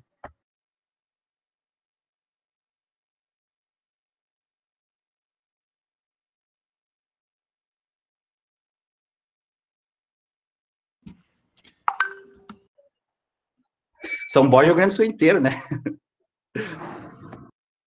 É o prefeito de Porto Alegre, né? E nesse... Neto de um ex-presidente famoso que diz que vai ser candidato aqui também, né? Não sei se vocês estão sabendo. É isso, nós vamos ter um candidato a prefeito da cidade que é neto de um ex-presidente. Como se isso fosse, digamos, o diploma dele é ser neto da pessoa, né? Capital político nenhum, só esse de ter sido neto. Possivelmente a gente vai ter um candidato aqui na cidade. A Aline mencionou São Borja ali, tem muito mesmo. Além dessa questão das relações, né, que ela já torna excludente o acesso de alguém, já foi colocado de várias formas aqui, quem é que tem contato com quem para solicitar o quê? Então, quem pode indicar quem? E isso é tanto usado por um lado que pode ser positivo, quanto para aproveitar-se de situações como estar próximo, né? Então, você vai estar próximo e indicado. Essa é a grande relevância. E outro ponto que o texto, agora eu quero me agarrar um pouquinho no texto para dar uma medida aqui, ó, voltar a falar sobre essa necessidade dessa curricularização, o domínio, por exemplo, assim, ó, uma área que não é a minha, obviamente, né? Medicina, apesar de todo mundo hoje ter acesso a informações, hoje tu vai consultar e já tem acesso no Google, né? Antes as informações eram mais restritas, o acesso à informação era muito mais restritas. Tem que tomar cuidado, mas está sendo gravado. Então, assim, ó, as informações eram mais restritas. Ele foi lá procurar sobre Java na enciclopédia. Eu posso citar o Jairo, eu, a Cris ali, o Alex, né, nós, acho que a Aline, estudamos com enciclopédia. Quem é que não lembra da Barça, né? Cujas informações estão aqui no celular. Nós fazíamos pesquisa utilizando o Barça. A Bianca acho que é mais nova, né? Tu não, tá bem? Desculpa, então. Então, o Jairo, eu, a Cris e o Alex, com certeza. Tá? A Cris, né? Então, assim, ó, fazia pesquisa no Barça. Tu usava, Bianca, né? Mas, a Marta... Barça era coisa e hoje de a informação, rico, então, assim, era... Barça só na biblioteca do colégio. Não, mas a biblioteca tinha Barça. Na biblioteca, quem não ia lá copiar da biblioteca as informações, né, da escola? E ele fez isso. Mas o ponto que eu quero falar é o domínio. Mas por que ele escolheu ali especificamente o javanês?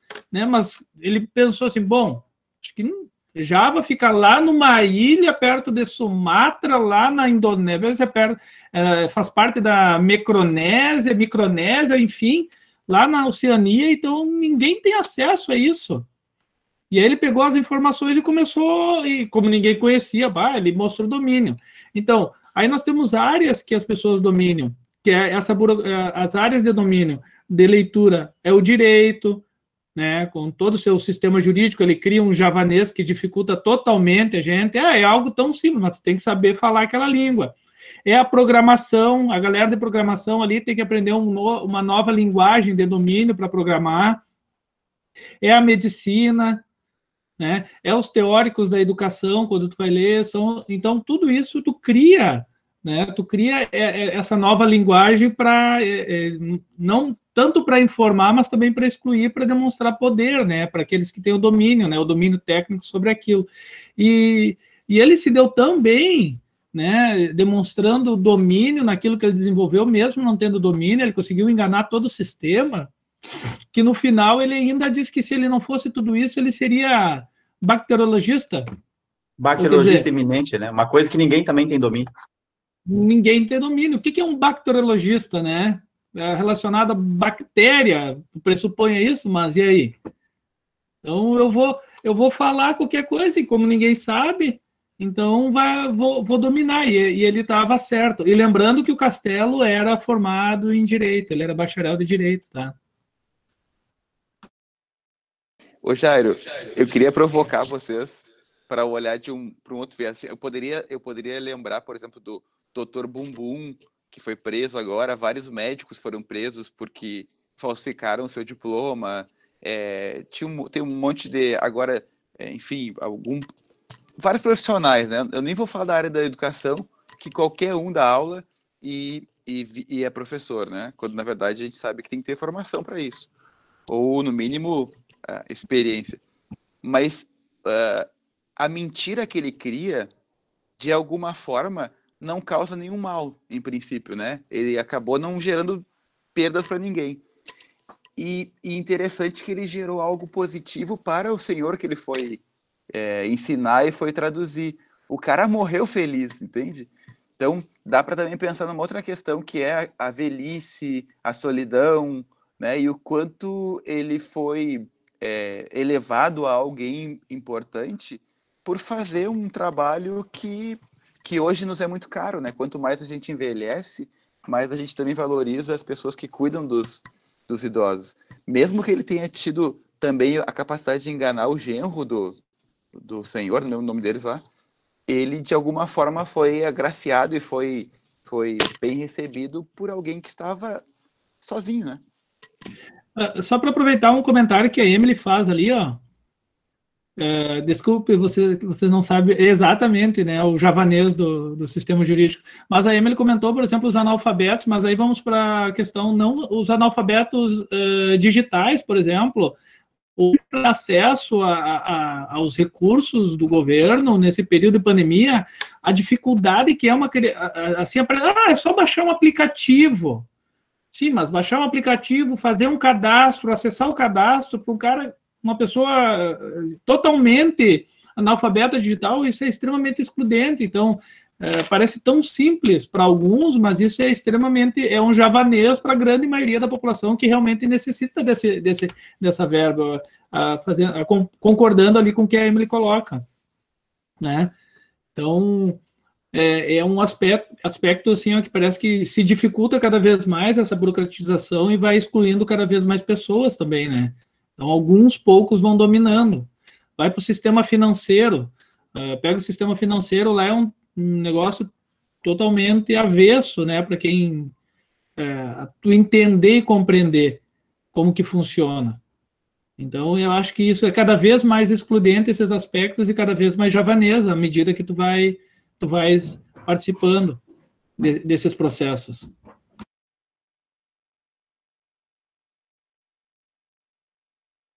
Só fazer uma piada, eu me senti o rapaz do conto ali, quando a minha filha me perguntou o que era sexo, né? Então, tipo, eu inventei, eu criei várias histórias para contar para ela. Falou javanês com a coitadinha, né? Javanês, e ela ficou, que legal.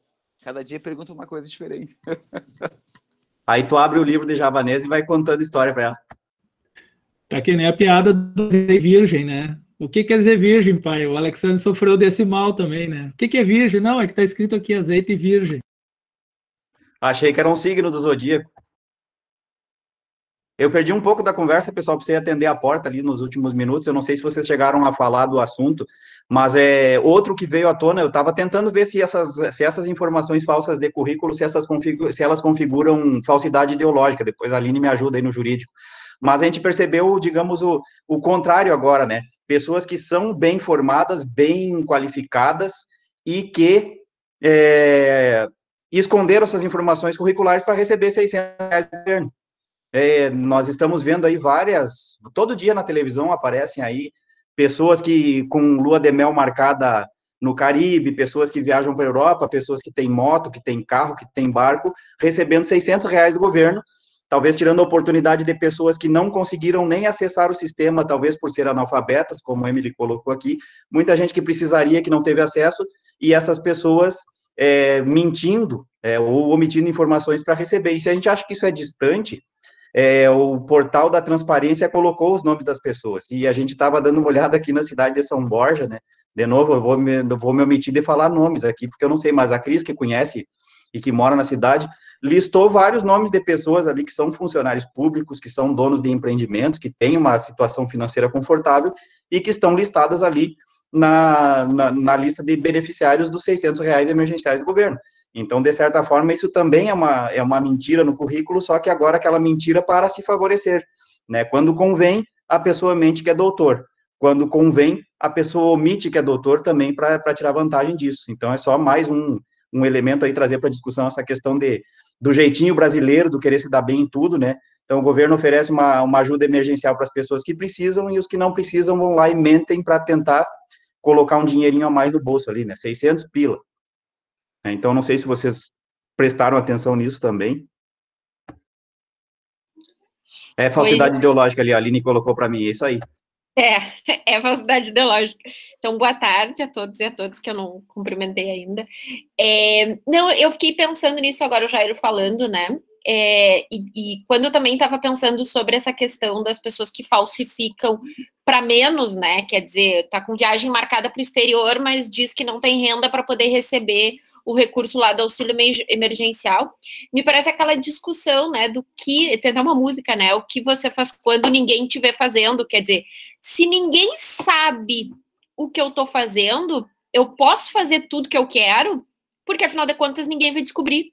E me parece que tá nesse aspecto, assim, quer dizer, eu vou colocar lá no meu Lattes que eu tenho sei lá, alemão intermediário, porque ninguém vai me perguntar se eu tenho alemão intermediário, né? E isso vai extrapolando entre os limites da ética de cada um. Quer dizer, para uns é só dar uma melhoradinha no Lattes, né? Tu coloca um pouquinho a mais ali. Para outros já é apertar no botão do concluído, do doutorado concluído, porque só concluir as disciplinas, né? Os créditos. É que não tem nada de concluir créditos, eu acho, né, no Lattes. Porque não é nada, E né? às vezes o cara tem o título, mas ele incrementa o próprio título, que foi o caso de um governador aí que colocou o sanduíche em Harvard. E ele não fez o doutorado de sanduíche em Harvard. Quando colocou o projeto, existia a possibilidade de fazer o doutorado de sanduíche. E quando ele colocou no Lattes, ele colocou o doutorado concluído com um sanduíche em Harvard. Então, quando foi questionado, ele nunca esteve em Harvard, ele nunca esteve nos Estados Unidos. Mas no currículo ele colocou, porque lá, quando ele escreveu o projeto, existia essa possibilidade. Então, o próprio título foi turbinado de maneira falsa, né? E aí eu fico pensando, é a própria ideia do pós-doutorado, né? Quer dizer, um pós-doutorado que não é ligado a nenhum programa de pós-doutorado, que não é ligado a nenhuma universidade, né? O cara foi lá, estudou, foi na biblioteca estudar lá da Universidade da Alemanha e fez um registro lá como se fosse pós-doutor na Alemanha. Porque parece exatamente isso, que o limite da ética ele é mais fluido quando ninguém tem acesso, ou quando ninguém sabe, ou quando ninguém me conhece. Quer dizer, quem era esse cara antes, né? O Decotelli, esse antes de vir à tona. Ninguém conhecia ele. Quer dizer, ele não era um cara propriamente famoso, né? No campo da educação e tudo mais.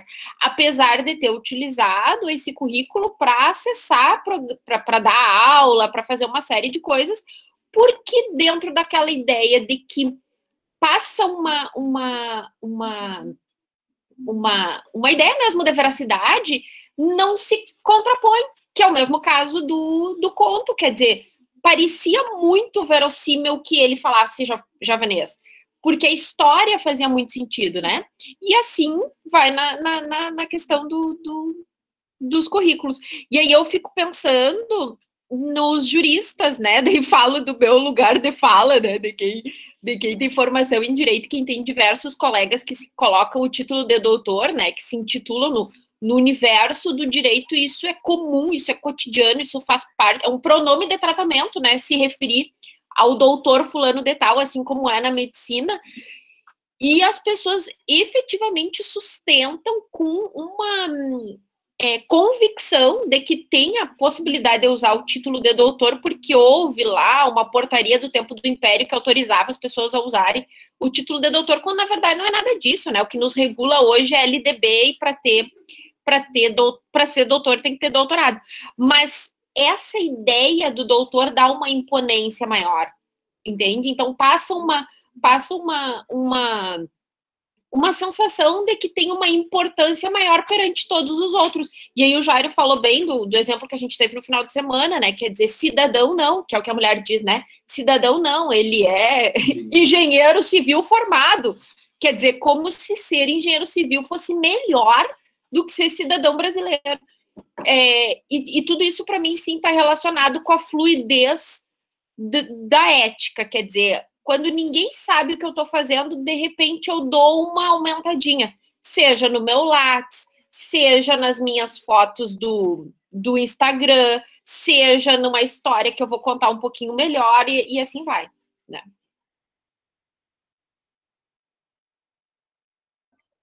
E a questão do fim de semana foi exatamente um exemplo de anticidadania, né? A palavra cidadão pressupõe que você está com o direito a exercer a sua cidadania, que foi o que ela disse. Cidadão não, ou seja, eu concordo com ela nesse sentido, aquilo ali não foi um ato cidadão, né, de menosprezar a pessoa que estava na figura de fiscal. Hoje eu estava lendo alguma coisa a respeito e o currículo do fiscal é muito maior que o dele engenheiro, parece que o fiscal tem mestrado e doutorado.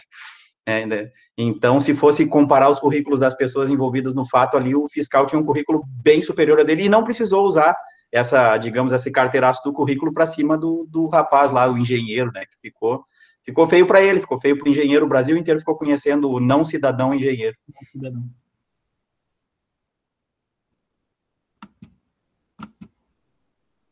A Bianca tá enlouquecida ali, ó. Eu não estou acompanhando o chat, fala aí, se eu deixei alguém para trás aí, por favor, tá correndo o chat aqui, eu não eu só comentei ali o que a Aline falou, tem o Platão, o mito do anel de Giges, eu não sei falar o correto, né, que trata exatamente dessa concepção moral, olha a língua aí, domínio e poder, ó. Giges, eu não sei falar, mas enfim, a ideia do o pastor que ganhou um anel, ele podia ficar invisível, ele entrou, matou o rei e ficou com a rainha, então o que tu faria se ninguém tivesse te vendo, bem como diz a música ali, então essa perspectiva moral, né, bom, se ninguém tá me vendo, eu acho errado dar R$600, porque isso é esmola, mas se ninguém vê que eu peguei, né, tá lá, então eu pago impostos, então eu mereço receber.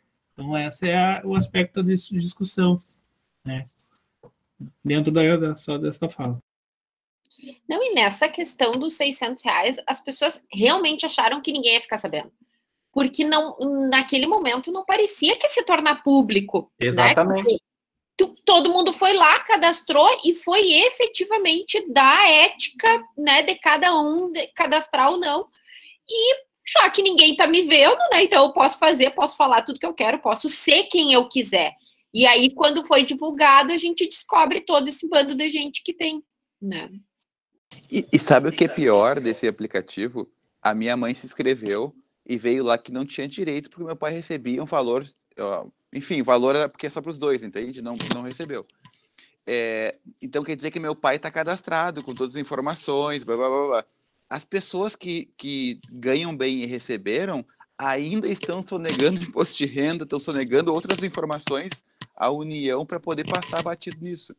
Porque eu não imagino que alguém beneficie as pessoas, não é isso. É um sistema e as pessoas não informam as coisas direitinho ali e aí passa batido. Não, e outra coisa, né, que a Aline, o Alex, o pessoal tá falando, outra coisa que fica pior ainda, que as pessoas não pegariam o dinheiro se soubessem que o nome ia ser publicizado. Então, se não tem como detectar um crime que tu fez... Exatamente. Quer dizer, se ninguém me ver, tá valendo. Se não forem pegas, entendeu? E aí tem a ver com o que a Emily falou ali no chat dos haters e do discurso de ódio na internet, né? O que o anonimato nos deixa fazer, até onde a gente vai, né?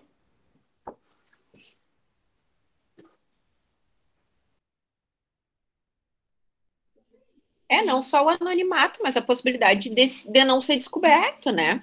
A gente teve semana passada, na live que a gente fez com a Maria Rita Pi sobre o racismo, a gente teve invasão de 3 ou 4 pessoas que tentaram acabar com a nossa live, né? Essas pessoas que têm esse discurso de ódio, porque era uma live sobre racismo, e quer dizer, as pessoas entram com um perfil falso, com tudo fake, porque não, elas pensam que não vão ser descobertas, né?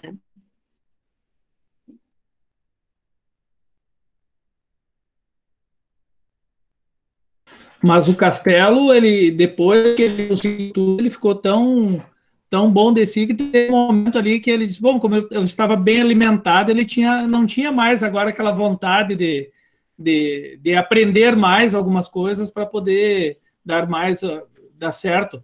E o que é interessante, uma fala agora que alguém falou dos haters, enfim, que toda mentira que ele colocava, ela era sustentada por uma ideia inicial, né? O que dava para ele assim, um suporte bem forte da sustentação da mentira dele. Por exemplo, de onde que ele aprendeu o javanês? Se ele não tinha né? De onde? Eu sou filho de javanês. Meu pai era um marinheiro javanês e eu aprendi com ele. Até o outro perguntou, tá, mas não, é que nós somos uma miscelânea no Brasil, né? Esse meu jeito aqui, eu passo por filho de javanês, o meu cabelo. Então ele sustentou a mentira dele a partir dessa outra mentira. Então isso levou ele todo mundo, tá, mas da onde tu aprendeu javanês? Onde? Eu sou filho de javanês, meu pai lá, e aí? Meu pai era um marinheiro lá que veio, então isso é muito... Então ele construiu uma mentira a partir de outras mentiras. A Emily falando dos haters ali, é exatamente isso, né?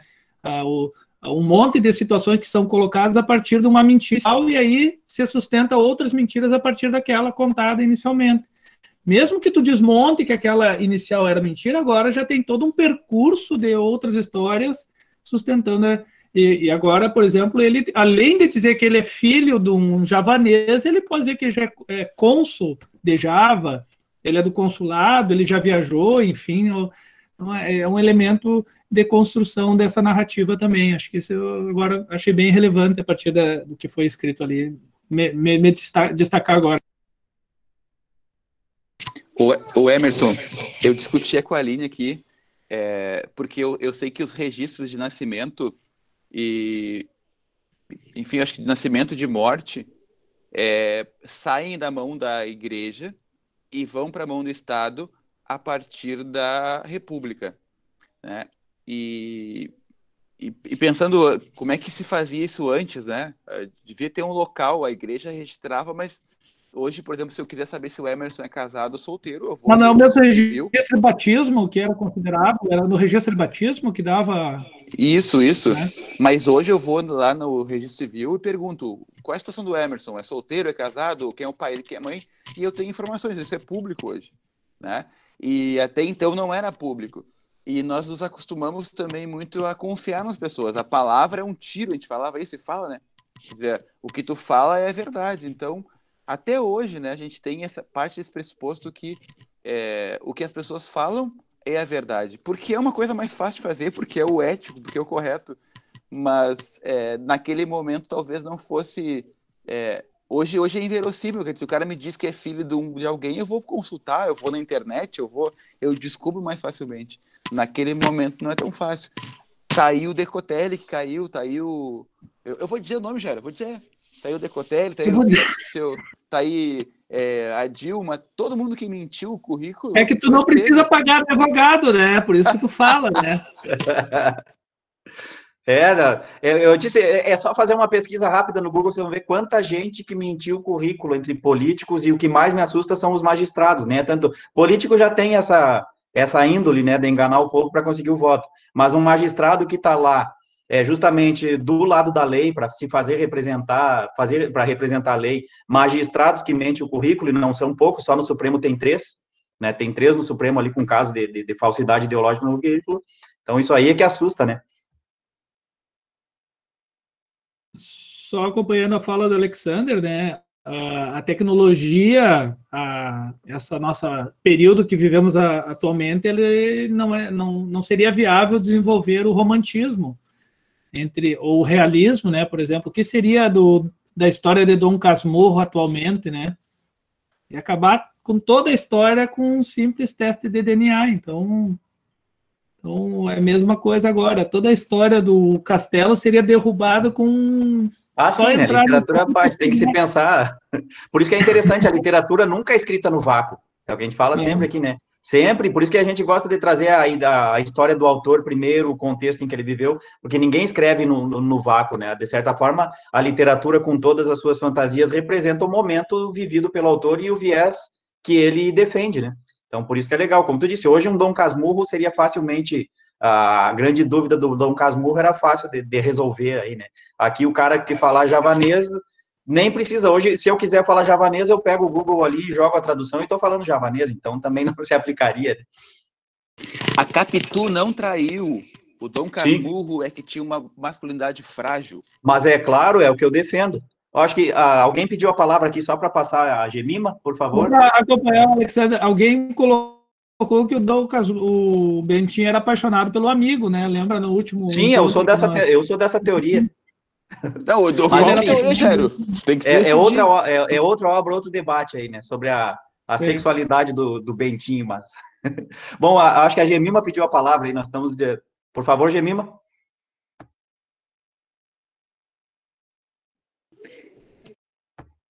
Ela colocou que o microfone não está funcionando, então... Ela digitou no chat ali, né, que no final, que ela gostaria de falar sobre o posicionamento do amigo do Castelo, que no final do conto ele disse que fantástico, concordando com tudo que o amigo fez. É aquela história de romantizar a malandragem, né? Eu comentei com vocês no início ali que o Emerson gosta muito de atrelar sempre quando tem algum filme, e eu busquei, tem o filme que retrata o conto, que ele é fiel até a metade, e no final, justamente, ele diverge um pouco da história, E para quem quiser assistir o filme, ele romantiza ainda mais esse anti-herói Castelo aí, porque dá a entender que ele ficou enternecido com aquele barão, para quem ele contava as histórias, ele ficou com uma certa pena daquele senhor e criou um vínculo afetivo ali por conta da malandragem. Então, se vocês assistirem o filme, vocês vão ver que o Castelo é mais romantizado lá no filme. Então, de certa forma, as artes e o cinema colaborando com essa formação desse estereótipo do jeitinho brasileiro e de ser bem aceito. Acho que o Alexander comentou aqui no meio do debate, né, do nosso jeitinho brasileiro, que é bom no futebol, é bom no samba e etc, né? Então, o filme, ele transforma o Castelo aqui num personagem afetivo, amoroso, e que tem aquele amor pelo barão, né?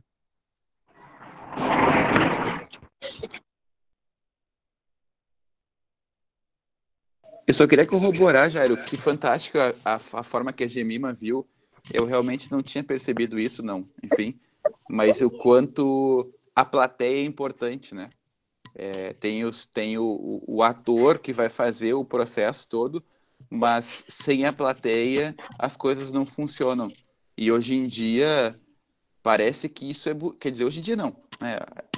Se tem isso como uma vantagem. Eu passei a perna em alguém, eu levei vantagem, eu não paguei o imposto certo, eu menti no meu Lattes, eu publiquei um artigo copiado, e assim por diante, sabe? Eu colei na prova, né, gurizada? Olha aí. Tudo isso entra na ideia de que legal. Eu levei Quem não vantagem. cola não sai da escola, né?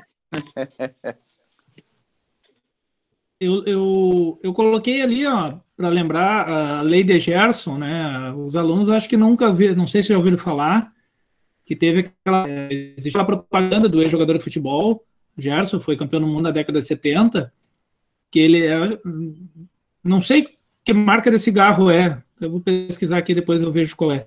E ele aparece, tinha o slogan da marca de cigarro lá, vendendo que leve vantagem, você também, uma coisa assim, daí foi criado esse midiático, a lei de Gerson. Então, levar vantagem em alguma coisa, e é exatamente sobre isso que estão colocando agora, né, a perspectiva de eu ganhar algo, né, eu tenho que ganhar alguma coisa. E aí você discute como vou ganhar esse alguma coisa, né, de que mecanismo, né, qual é o meu princípio, quais são meus valores para eu conseguir alcançar isso. Se importa é o resultado. O que importa é que eu cheguei, mas como que eu cheguei, aí que é o elemento de discussão desses valores, né, dessa perspectiva moral. Quais são os valores aí que me permitia alcançar? Ele queria era se dar bem, aí, como diz o Alexander, né, a gente fica assim, ele fez bem pro barão, né, que estava lá sozinho, deu vida para ele. E aí o barão fez com que ele fosse chegar a um alto cargo. E aí parece que, mas ninguém morreu, então quer dizer que foi bacana, né? Ninguém morreu. Daí eu acho que essa é a avaliação dos amigos. Que legal, tu tá tomando cerveja conosco aqui e ninguém, tu não matou ninguém, enfim, né? Mas é aquela ideia que a Aline já tinha colocado anteriormente, né? Será que é o correto isso né? Quais são meus princípios que norteiam essa minha atitude, né? É um elemento muito bacana. Será que se fizesse comigo eu iria gostar? Então é algo que pode nortear um pouquinho as decisões aí. É que a gente pensa, né? Mas ele não prejudicou ninguém. Não necessariamente, né? Porque talvez se ele não tivesse chegado até o velho lá, o senhor, enfim, talvez alguém que falasse javanês teria chegado, talvez alguém teria feito uma tradução efetiva, talvez ele morresse sabendo efetivamente o que dizia naquele livro. E eu coloquei ele no chat, né? Não, ele não prejudicou ninguém também até por ali, porque ele ganhou dinheiro do Estado brasileiro, né, já que ele foi diplomata, sem ter formação nenhuma, sem ter nada, nenhum pré-requisito para isso. Ele passou a ser herdeiro do cara, né? Então, quer dizer, ele tirou, entre aspas, a herança do resto dos familiares, ou de outra pessoa que talvez teria estado ali no lugar dele. Então, sempre a gente tem essa ideia do que, eu não prejudiquei ninguém, é a mesma história do colar na prova, né? Mas eu não prejudiquei ninguém tem nada a ver com isso, fui só eu que fiz, né? O professor não faz diferença para o professor, mas tem a ver com, aí eu volto, nos limites da moral e da ética de cada um. Imagina se o cara que cola é aquele que tá fazendo a cirurgia lá na cabeça tua daqui uns anos a mais, sabe? O cara só colou na prova. Eu tô exagerando, mas a gente nunca sabe quais são as consequências dos nossos atos, entende? Então, por isso a ideia ética de sempre pensar em cumprir as regras e seguir as normatizações para evitar que no futuro... Quer ver um exemplo muito clássico, assim, ó, até vou puxar uma polêmica. A mulher, aquela que deixou o menino subir elevador e descer elevador. Para mim é óbvio que ela não imaginava que o menino fosse cair, fosse atirar, mas ela não pensou nos seus atos. Ela era, como adulta, tinha responsabilidade por uma criança. E no momento que a criança saiu, teve consequências e agora ela tem que assumir com tudo isso. Quer dizer, se ela tivesse cumprido aquilo que lhe cabe, né, talvez não tivesse... O menino estaria vivo hoje e ela não estaria respondendo por isso. Gente, eu caí aqui, voltei, meu chat tá zerado. Eu não sei se alguém se inscreveu para falar. Eu saí da sala e voltei para a sala e apaga todo o chat ali. Não sei se tem mais alguém inscrito para falar. Eu não sei, se ninguém tiver, eu quero continuar nessa perspectiva sobre a ética ainda que nós colocamos agora, né? Vamos pegar um pouco desse artigo categórico do Kant, né? Se todo mundo fizesse isso, vamos imaginar se todo mundo agisse como Castelo, como que seria, né? Se todas as pessoas agissem dessa forma, como que seria exatamente nessa perspectiva que a Aline coloca? Se todo mundo colar, né? Como que seria para aqueles que... Como que se sentiriam aqueles que, de fato, estudam, né, ou se comprometem para fazer alguma coisa? Né? Como que seria essa sociedade nessa perspectiva? Então, se mesmo estudando, obviamente, a gente não vai lembrar de tudo que estudou lá do ensino médio, do ensino fundamental, né? Mas quais são os valores que eu vou carregar, então, comigo, então, quando eu estiver em uma outra situação? Né? Então, esses princípios é que baseiam nossos valores e que vão determinar a nossa moral, né? Então, como elemento, acho que isso é muito importante.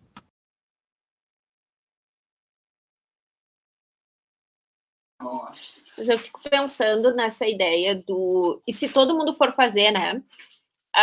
Se a gente voltar ali para o Decotelli, que eu acho que foi a gota d'água, né? Quer dizer... O primeiro passo foi a história do reitor da universidade ter vindo dizer que ele não concluiu o doutorado. E eu acho que se tivesse ficado por ali, talvez ele não teria caído. Mas aí foi descoberta lá 75% da dissertação de mestrado dele plagiado, né? E aí a gente pensa nisso, tá, mas e se todo mundo for fazer, né? Se eu plagiar e ninguém ficar sabendo, tudo bem. Mas e se todo mundo for fazer, né? Quer dizer, onde vai parar a ciência se todo mundo começar a plagiar suas dissertações de mestrado, suas teses de doutorado? E aí eu fiquei pensando nessa história do, se todo mundo fizer, né? Eu lembro das mães, todo mundo tem uma mãe que já falou, né? Mas tu não é todo mundo.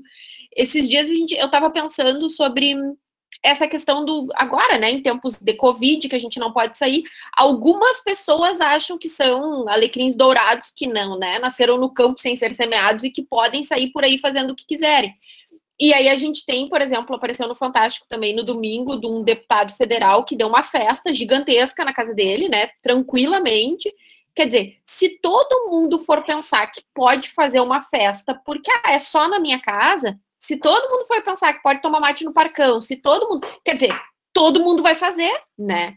Então, essa ideia do jeitinho, do passar perna no outro, só funciona porque sou só eu que faço. Porque se todo mundo fizer, a gente quebra com o que a gente chama de pacto social.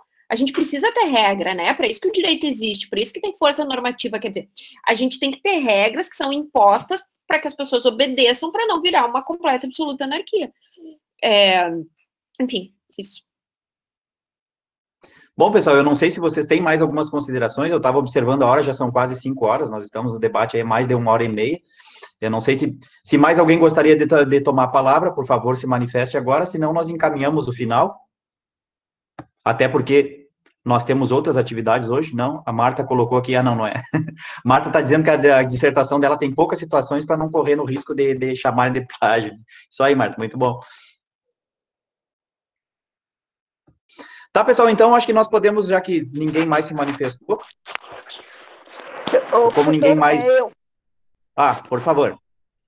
Marta, eu só queria fazer uma consideração, professora, assim, agora, durante a pandemia, eu estou tendo mais tempo de participar do seu projeto realmente, e o último, né, que foi abordada a questão do trabalhasse o conto da Conceição Evaristo, né, e em cima daquilo me despertou, que aí despertou todo aquele, juntamente com o Alexander, conseguiu trazer uma pessoa para falar sobre o assunto, né, do racismo. E agora eu estou percebendo assim que essa nossa discussão, estou tendo ideias, mas não seria eu, de repente alguém possa estar trazendo alguém para estar falando essas questões, trabalhando as questões do currículo, né, com os alunos.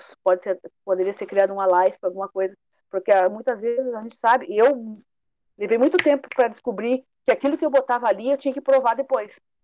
Então, assim, tem muitos alunos nossos, eu percebi isso com alguns que pediam para que eu auxiliasse fazer o currículo, eles não têm essa noção muitas vezes, não sei se muitos não têm realmente, outros são meio malandro mesmo, de que o que tu coloca no currículo tu tem que provar.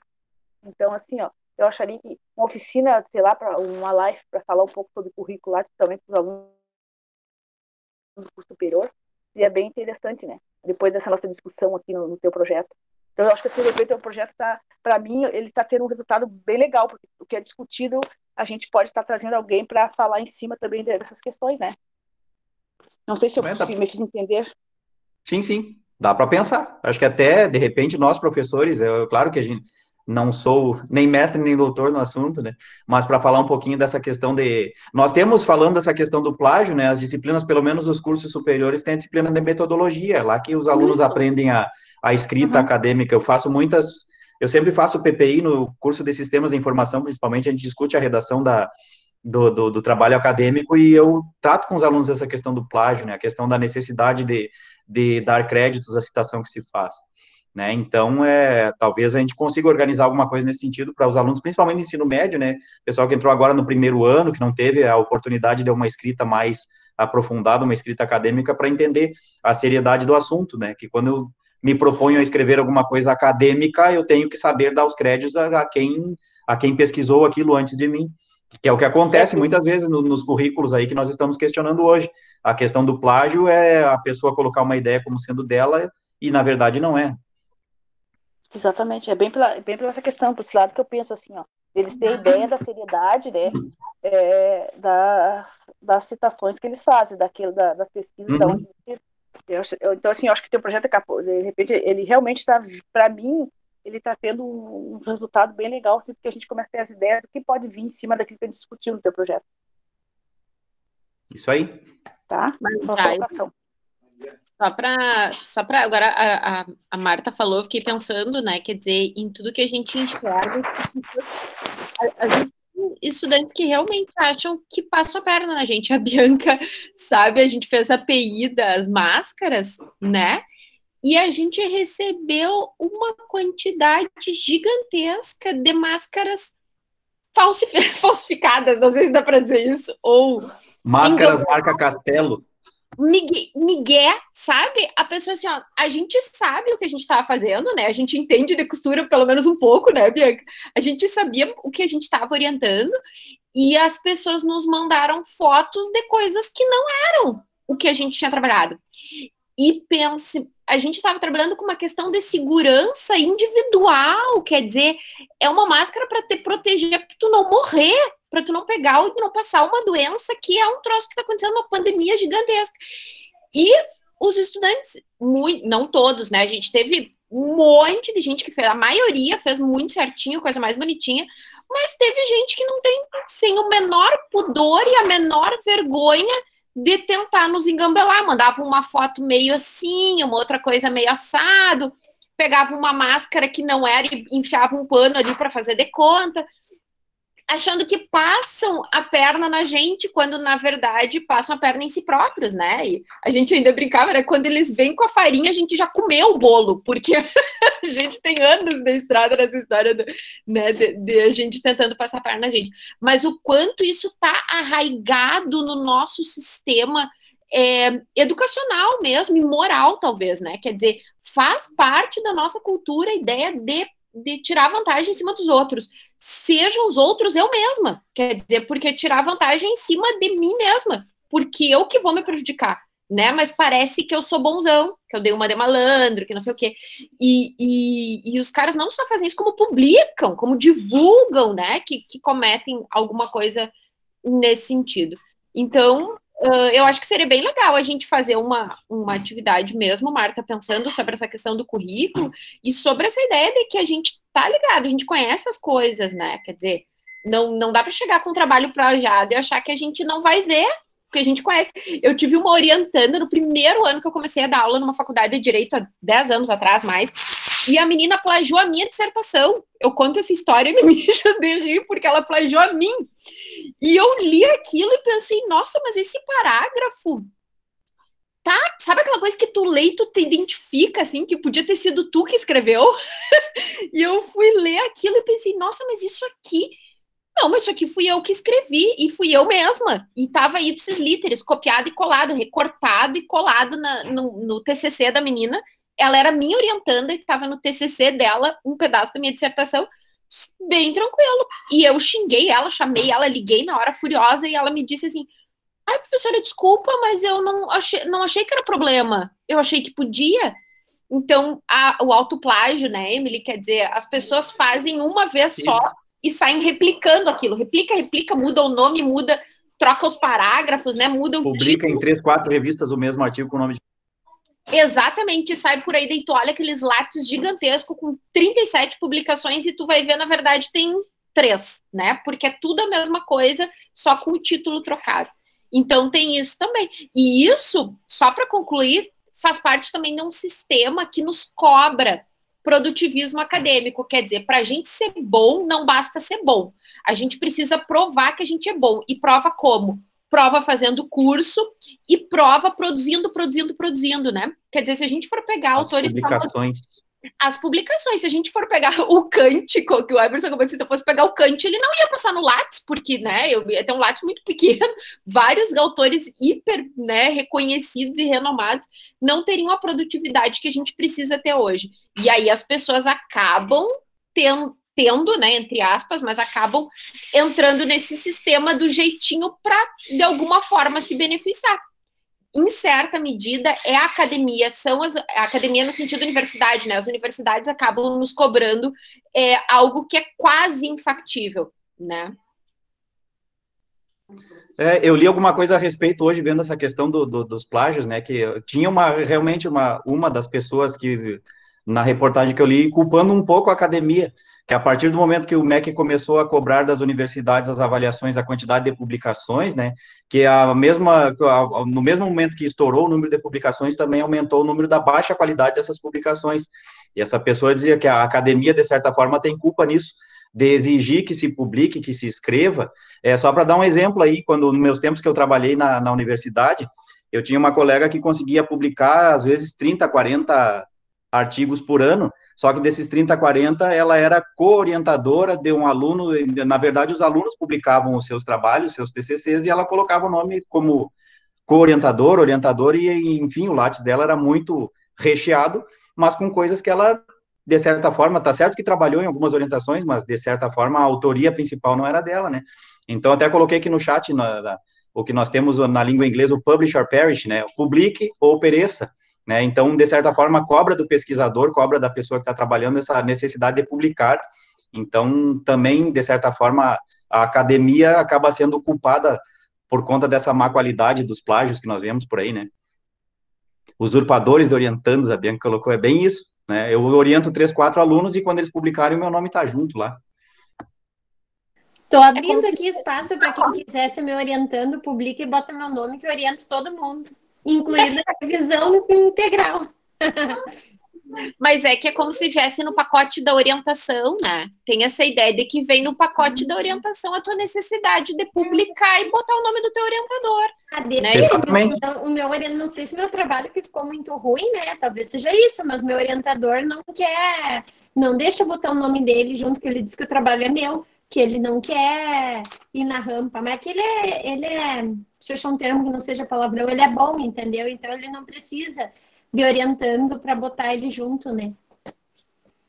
Eu acho que é uma questão que nós discutimos aqui, é ética dele, ele entende que o trabalho, ele só foi orientador, o trabalho é teu, né? Mas às vezes muitos professores da academia não entendem isso, né? Cobram que o orientando publique justamente para ter o seu nome vinculado a essa publicação e incrementar o seu Lattes ali.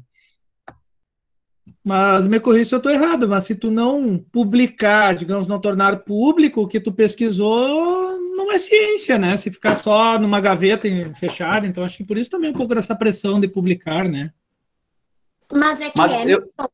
Pior que elétrico, isso é bom. Melhor que elétrico. Não, se cair minha internet porque tá acabando a minha bateria, se eu sumir é porque tá acabando a bateria.